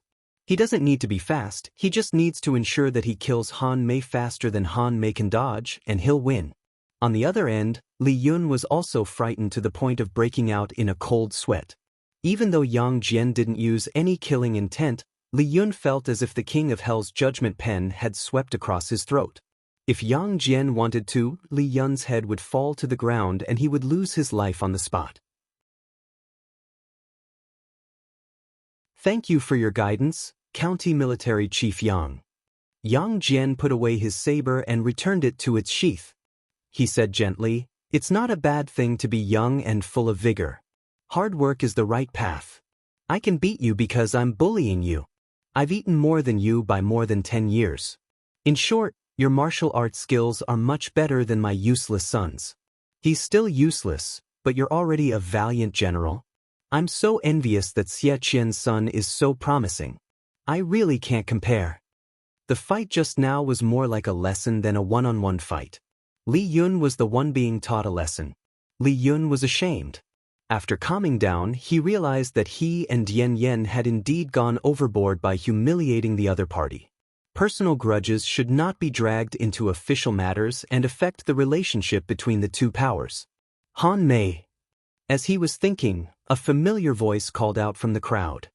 His scalp went numb and he looked over in disbelief. "Greetings, my lord." He and Dian Yen immediately bowed, their hearts filled with guilt. "Who called the lord here? Rise." As she finished speaking, she turned her gaze to the bearded Duke, Yang Jian. "I am the district magistrate of Xiangyang district. Greetings, County Military Chief Yang." Feng Zhen secretly moved closer to Li Yun and Dian Yen, smiling maliciously. "I was afraid that you'd be at a disadvantage, so I called the lord here." Li Yun and Dian Yen threw him a look that said, "You brat, you're trying to get me killed." If the lord knew that they had a private fight with Yang Jian's subordinates and almost ruined the relationship between them, she'd definitely settle the score later. Yang Jian looked at Jiang Pingji and said, "So you're Lu Zhongqing's son. You're indeed a young and talented man with good looks."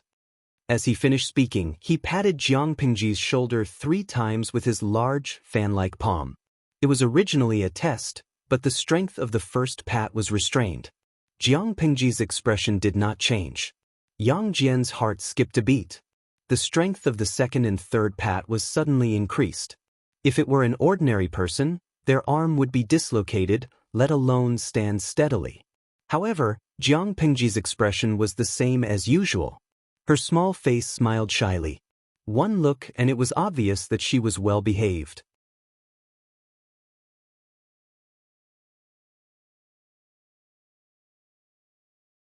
Chapter 694. County Military Chief Yang knows my father? We're all officials, how can we not know each other? Your father managed Hu County and was the county chief. Hu County borders Shangzhou's Dongmen County. There were several food shortages, so he shamelessly borrowed some rations from your father. Only then did the situation turn for the better, and the people could live in peace. It seemed like there was no enmity between Yang Jian and Lu Shi. The former even owed the latter a favor. If that was the case, things would be easy. If she poached Yang Jian's centurion position, he wouldn't be angry. After a simple greeting, Yang Jian glanced at Li Yun and Dian Yen. Are these two your subordinates? Jiang Pingji took the initiative to apologize. I failed in my duties, allowing Han Mei and the others to offend the county military chief. I will discipline them strictly when I return. Yang Jian also knew that this was just a formality. She said she would discipline them strictly, but at most, she would reprimand them. Don't blame them. Both of them are real men. They are enviable young men. This dispute started on our side. If that person hadn't verbally abused Han Mei, both sides wouldn't have caused such a ruckus on the drill ground. He shouted at the crowd. A middle-aged man with his left arm tied up came over. He was pale from blood loss. This is your fault. Apologize to District Magistrate Lu. The middle-aged man didn't pester her. He cupped his fists and apologized. At this point, Jiang Pingji couldn't say anything else. This matter could only be written off. However, I watched the county military chief give pointers to Han Mei's martial arts. I deeply admire him. I wonder if I have the honor of receiving pointers from the county military chief? Jiang Pingji's principle was simple. She would pick herself up from where she fell. She would pick herself back from where she suffered. She would seek revenge from where she lost face. After beating up the young, the old would come. How normal was that? Although it wasn't Yang Jian's fault, his subordinate attacked first and verbally abused him. Yang Jian still taught Han Mei a lesson. Since that was the case, it was normal for her to teach Yang Jian a lesson. The audience in the streaming room was in an uproar. The bullet screen flew from one end of the screen to the other. Mu Xianying marries me. I see that you are heroic. Do you dare to fight me? Mou Zainai bedtime. With such a beautiful scene, why don't we resolve our worries with a battle? Xie Yuan Shishou. 1 minute later, Yang Jian said with a wronged expression, I drank a cup of tea just now. Yang Jian wanted to reject her, but when he thought of Jiang Pingji's performance just now, he became interested. Why not? Jiang Pingji said shyly, My skills are crude and I don't want to embarrass myself in public. Can we find a secluded place? Yang Jian didn't suspect anything. A young man's pride needed to be protected. What if it was broken and couldn't be glued back together? In the end, Jiang Pingji didn't choose a weapon. She planned to fight barehanded. Naturally, Yang Jian couldn't take advantage of her. However, he soon realized that this was a huge mistake. Yang Jian couldn't understand how such a thin and slender body could generate such great power. It was as heavy as a mountain, and one would lose all will to fight for it with just a glance.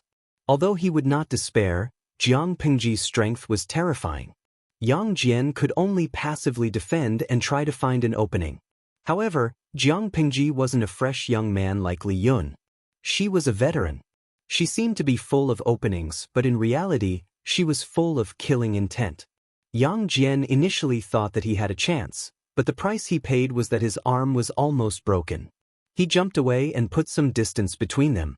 He said with lingering fear, "What a good way of pretending to be a pig to eat a tiger. You really are your father's son." It was so dark.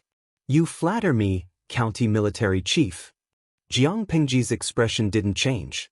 She used her hand like a knife and attacked Yang Jian's face. Yang Jian's heart sank. He raised his hand to block her wrist. At the same time, he adjusted his center of gravity and squatted to avoid the incoming palm wind that swept across his face. "With your martial arts, how does it look like I'm asking for advice?" Not only did he not find an opportunity, but he was also being suppressed by Jiang Pingji. Her palms were so dense that they left after images. Just looking at them sent a chill down his spine. "Of course I'm asking for advice, but it's not me asking for advice from county military chief. No matter what, Han Mei is still my subordinate. Hitting him is the same as hitting me." Jiang Pingji didn't choose to spar with him in front of others. Instead, she chose to do it behind others. She just had to get back at him. She would gain something from it, but she would lose her false reputation to Yang Jian. "County military chief, just take it that I'm acting like a child. I'm sure the county military chief can understand, right?" Yang Jian laughed bitterly in his heart. Faced with Jiang Pingji's increasingly concentrated and fierce attacks, he could only retreat. Fortunately, Jiang Pingji didn't go overboard. Her injuries were in inconspicuous places, and she didn't attack his face. What shocked Yang Jian the most was not Jiang Pingji's speed or techniques, but her intuition and experience. She didn't seem like a pampered and spoiled Lang Jun from an aristocratic family. She seemed more like someone who had crawled out from a pile of corpses. Even Yang Jian had accumulated more than 10 years of experience. He had experienced thousands of battles before he could develop his current combat qualities. Thinking too much, Yang Jian's mind was distracted and he revealed an opening. Jiang Pingji circled to his blind spot. Her right hand formed a claw and wrapped around his neck. Her left hand pinned his hands behind his back. Then she used her strength to flip him to the ground. All her actions were done in one go. By the time Yang Jian reacted, the situation was already over. He had no chance of winning, so he could only admit defeat. Forget it. I can't win against you youngsters."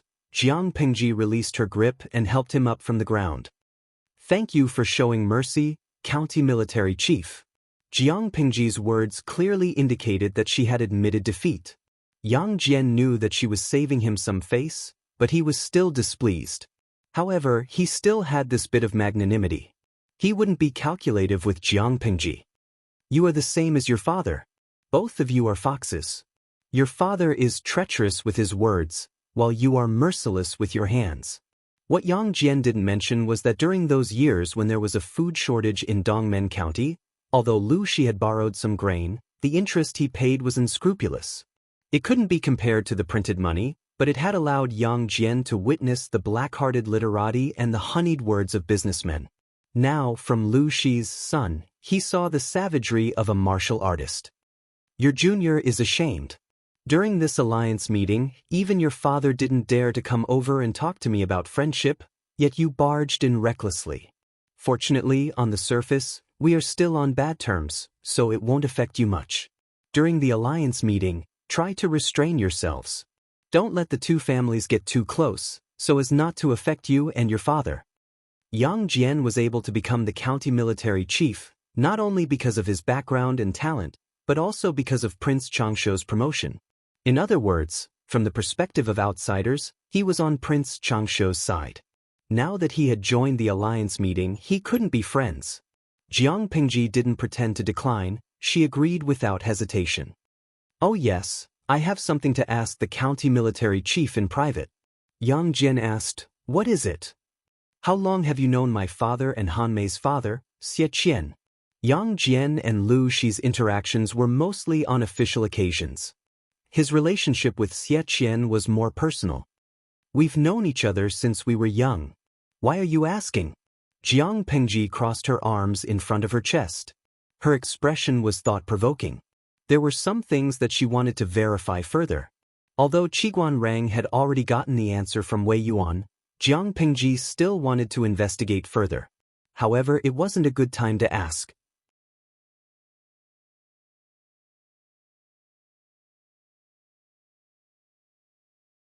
Chapter 695. According to you, the conflict between Han Mei and your subordinates was initially because your subordinates mistook Han Mei for Xie Qian? Yang Jian admitted shamefully and vaguely explained the reason. Jiang Pengji said bluntly, but I heard from my father that Aunt Xie had died from a hemorrhage. Yang Jian said seriously, how could a junior like you understand the grudges between elders? He didn't believe that Xie Qian was that kind of person. Why would he sell his wife for glory? Moreover, when Wang Huiyun entered the former emperor's harem, Xie Qian had already been dead for a year. His corpse had decomposed into bones. Who could stop a widow from remarrying? Xie Qian, who had been dead for a year, had pushed his wife to the former emperor? Wasn't that nonsense? However, Li Yun's appearance proved that Xie Qian wasn't dead. He was still alive and kicking after more than 20 years. Jiang Pingji said, I used to hear my wet nurse tell bedtime stories. She said that there are lonely souls and wild ghosts with no one to rely on. Their hearts are filled with hostility and they are jealous of the living. They linger in the bustling world, so they often lurk around people who are about to die. Before they die, they seize their bodies and escape back to the world of the living. This story isn't realistic, but both Buddhism and Taoism believe that people have souls. What do you think, County Military Chief? Yang Jian was dumbfounded. This is just an absurd demonic story. It is indeed just a story, but have you heard about Aunt Xie before she gave birth? How did the world evaluate her? From what I know, she and my mother are known as the twin beauties of Langya. They are both talented and beautiful. She is one of the most beautiful women in the world. She has an eidetic memory. She can even recite the classics and history books fluently. Jiang Pingji knew about Wang Huiyun partly from her own investigation and partly from Lu Shi. Such an intelligent woman. If Xie Qian really had evil intentions, do you think she would obey her husband or seek help from her family? The Xie family of Gongning is indeed scary, but do you think the Wang family of Langya is useless? Wang Huiyun was the most outstanding noble lady in the Wang family of Langya. She was their pride and the face they displayed to the outside world. In the end, the daughter of the Wang family first gave herself to the ruthless former emperor, then climbed into his bed, and finally conspired with Prince Changshuo? She had already laid her hands on all three royal brothers. Didn't she think her taste was too strong? Even if Xie Qian was shameless and Wang Huiyun threw caution to the wind, the Wang family of Langya could not sit back and do nothing. A person's temperament wouldn't change for no reason. Auntie Xie didn't suffer any setbacks. She only gave birth to a child. The midwife said that she had a hemorrhage after giving birth and there was nothing she could do. In the end, he didn't die. It was just that when he woke up, his personality changed drastically. Xie Qian suspected that there was a demon behind him, but he didn't expect that the other party would find out and kill him in secret. I learned all these details from my father. Yang Jian furrowed his brows. According to Jiang Pingji's explanation, apart from the additional element of fantasy, the logic actually made sense. Why are you telling me this? Jiang Pingji's gaze sharpened. Han Mei respects his master very much and loves his mistress, whom he has never met. Because Xie Qian did not say it clearly, Han Mei did not dare to confirm Xie Qian's blood relationship with him just based on the words of this junior's father. However, a master was a master after all. A master for a day was a father for life. There was no difference. No matter what the truth of this matter was, Xie Qian and Wang Huiyun's reputation was already in shambles. Han Mei would not be happy. This junior's words are insignificant and cannot help Han Mei with anything. I'm telling this to the county chief. I only hope that before the truth comes to light or before you seek confirmation from Xie Qian, you will first control your subordinates' mouths. Don't make wild guesses. Only one's own children could be beaten up. It was fine if outsiders came to make noise, but they also bullied others. This was not allowed. Yang Jian understood. He didn't mind Jiang Pingji's lack of manners. The two left the secluded area. Li Yun and the others, as well as Yang Jian's subordinates, were waiting anxiously outside. Seeing the two of them appear, everyone came forward to welcome them. Let's go back. We'll seek guidance from the county chief another day. Jiang Pingji's face did not show any joy. She wasn't exactly sad, but she was very disappointed. She must have suffered a setback. On the way back, Li Yun and Dian Yen followed behind obediently. They hung their heads. One big and one small, they looked like two children who had done something wrong. The matter has been resolved. In the future, avoid contact with County Chief Yang's people. Yang Jian had already spoken, so Jiang Pingji would not cause trouble for herself. Yes, I will obey my lord's orders. Feng Zhen felt the tension in the air and coughed twice. My lord, I've already tested that person. After some hesitation, he agreed. Jiang Pingji was speechless. Speaking of which, she had just witnessed Yang Jian teaching Li Yun a lesson. Then she pulled Yang Jian aside to teach him a lesson. How long had it been? How did Feng Zhen successfully hook up with his target and even persuade him to jump ship? Jiang Pingji also admired Feng Zhen. She lowered her voice. Your lord is still trapped in Wanzhou. You're already thinking about how to conquer the rivers. I have to prepare early, just in case something happens, Feng Zhen said shamelessly. Because of their outdated shipbuilding technology, if they were to fight on the water and encounter the navy, they would most likely be at a disadvantage. Most of Dongqing's territory was inland, but there were places where rivers and waters were accessible. If the enemy occupied the rivers in the future, how would they fight the war? Rather than sharpening their spears at the last minute, it was better to prepare early. It wasn't easy for Feng Zhen to encounter a talent in the navy. If he didn't think of a way to kidnap her, would he have to wait for another talent scout to discover him? That's true. Preparing for a rainy day is indeed a good habit. Jiang Pingji recalled the great universal geographical map of Dongqing in her mind. If she coveted the territory of the Mengs in Songzhou, she would have to face the natural defenses of the rivers. Songzhou's terrain was special. It was a battleground for military strategists. It was easy to defend and difficult to attack. If they retreated, they could rely on the natural defenses.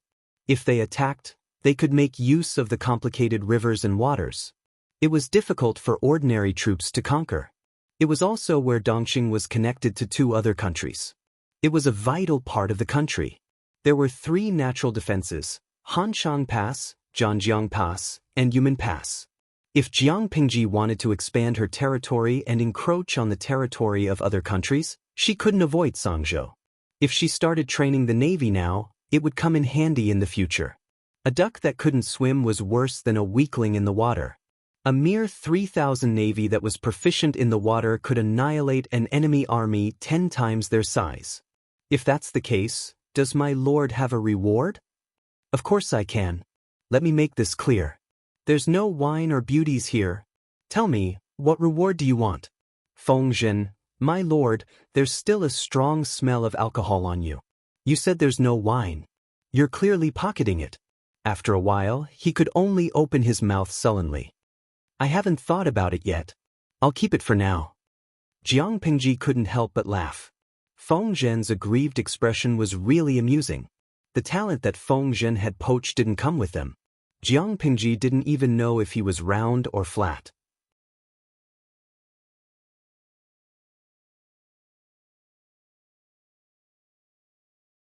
Chapter 696. He wanted to be alone and lick his wounds. Yang Jian's only son, Yang Tao, who was 22 years old, entered the tent. Yang Tao was born to his legal wife. He died of illness shortly after giving birth. All these years, his concubines gave birth to a string of daughters, but he never had a son. Thus, Yang Jian only had this one son. Deep down, he treasured him, but outwardly, he acted like a strict father. Is something the matter? His son looked troubled. Father, Lu Shi sent someone over to borrow someone from us. Yang Jian was suspicious. Borrow who? Yang Tao replied, the person Lu Shi wants to borrow is a centurion. But a centurion wasn't an insignificant soldier. Yang Jian only had 15,000 men under him. A centurion was quite precious. Yang Tao looked at his father hesitantly, his slightly immature face showing some hesitation. If you have something to say, just say it. Are you a man? Yang Jian suddenly raised his voice, scaring Yang Tao into saying, forgive me, father. Lu Shi thinks the person is ugly and unique. He wants to borrow him. Ugly, unique? How ugly could he be? Yang Jian didn't believe that Jiang Pingji was the type to cause trouble. She must have a reason for asking to borrow someone. He furrowed his brows and raised his hand to call the centurion over. Even Yang Jian, who wasn't obsessed with looks, felt disgusted. It hurt his eyes. The centurion was shorter than the average person.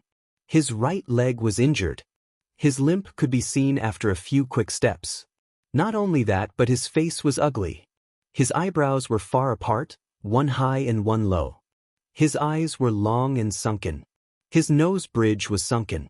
Both sides of his nose were covered with freckles. His lips were thick and black. His neck ratio was different from the average person's. His shoulders looked a little sunken. He didn't seem to have enough energy. His arms were slightly short, recalling the description of ugly and unique. He frowned, looking slightly unhappy. For a handsome and imposing man like Yang Jian, he had a slight dislike for ugly people. But why did Lu Shi's son want to borrow this person? Do you know the district magistrate of Xiangyang district, Lu Shi? Yang Jian carefully looked at the person's appearance. There were flaws everywhere. The man stood with his hands by his sides, lowered his eyes and said in a low voice, I don't know him, but I've heard of him. This person's voice was hoarse. Naturally, it wasn't the kind of voice that was magnetic. Rather, it was the hoarseness of a hoarse voice. It was ear-piercing. Yang Jian grew more and more dissatisfied. He didn't have the desire to find out more about this person. That face ruined the atmosphere. He said straightforwardly, Magistrate Lu thinks that you look unique and asked me to lend you to him for a few days. Are you willing to go? The question was just out of politeness, so naturally, the man wouldn't object. However, Yang Jian was also a scheming person. Unknowingly, he had drawn a wave of hatred towards Jiang Pingji. This lowly one is willing. Then go ahead. Don't neglect Magistrate Lu. Yang Jian sent the man away. Yang Tao watched quietly, a look of distress on his face. He wanted to speak a few times, but Yang Jian asked him about his studies and martial arts. Yang Tao could only swallow the words that were on the tip of his tongue. After dealing with Yang Jian with much difficulty, Yang Tao returned to his tent gloomily. Not long after, a young scholar of similar age came in. The young scholar looked at Yang Tao, amused. What's wrong? Why are you so gloomy? His eyes were like a clear spring, containing an enchanting depth and wisdom. His entire body was surrounded by a refined and scholarly aura. Yang Tao raised his head and looked at his friend with some lingering fear. After a while, he lowered his head again, mentally preparing himself for a long time. There's something. I'll say it. Don't be angry. Yang Tao's expression was one of ingratiation. What is it? The young man was as gentle as ever. Didn't you previously think highly of a centurion who was in charge of training the troops? Yang Tao stammered. Yes, I remember. What happened to this person? He was borrowed by someone else. After Yang Tao finished speaking, he shrunk his neck. He didn't hear anything else for a long time. He quietly opened his eyes and saw that his friend was still maintaining his upright posture. He wasn't angry, but his expression that seemed to be smiling yet not smiling had disappeared. In its place was a solemn expression that was like water. He was borrowed? Who borrowed him? The young man asked. Yang Tao said, Xiangyang District Magistrate Lu. She said that the person was uniquely ugly and wanted to borrow him to take a look.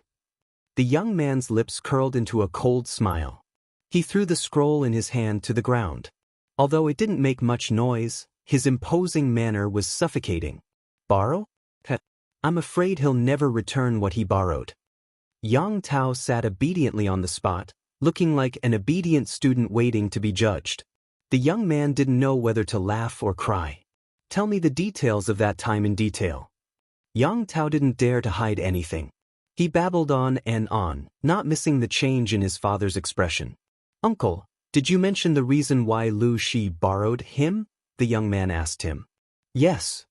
The young man murmured, I hope this will be a thorn in his heart and he won't side with Lu Shi. Yang Tao asked doubtfully, I really don't know why Lu Shi borrowed this person? Just because he's ugly? The young man resisted the urge to facepalm. Lu Shi didn't want to see how ugly a person was. He clearly wanted to train the Navy. Train the Navy? Yang Tao was shocked. He immediately asked cautiously, why did Lu Shi train the Navy? The young man asked in return, then why do you think Lu Shi borrowed this person? Was it really because the other party was uniquely ugly? Such a reason could only coax a 3-year-old child. It couldn't coax him. If he really wanted to train the Navy, then wouldn't this person's ambition be? Maybe you're overthinking. After all, no matter how one looked at it, the young man's speculation was too shocking. Lu Shi's territory was located in the north of Dongqing. Most of it was basins and hills. There weren't many river routes and there weren't any large-scale naval battles. What was the difference between training the Navy and drawing water with a sieve? The young man didn't think so. The Lu father and son are low-key, so most people ignore them. If you pay close attention, it's not difficult to discover their ambition. At this time, they want a talent to train the Navy from us. Their ambition is obvious. Yang Tao said in distress, even if what you said is true, Lu Shi can still think of other ways if he doesn't borrow from us. The young man looked at Yang Tao with pity, as if he was looking at a retard. The crux of the problem wasn't how ambitious Lu Shi was, but that they had been poached by someone else. Perhaps Lu Shi was addicted to poaching and would keep an eye on them next time. Yang Jian's family business wasn't big. If it was handed over to the innocent Yang Tao, he wouldn't even know it when someone else poached him. Having such a childhood sweetheart, he was also mentally exhausted. Yang Tao also realized that he had said the wrong thing. He asked him in a low voice, why don't I think of a way to get him back? The young man's eyes were filled with even more despair. How could his good friend make such a stupid suggestion? Get him back? If Yang Tao dared to go after him, Yang Jian would be the first to break his leg. Forget it. He's just a talent. There are many people in our army who are proficient in naval battles. It's not a pity to lose him. You're tuning in to the Wang Lin's Journey YouTube channel. Don't forget to subscribe and join us on this journey to catch the most captivating stories.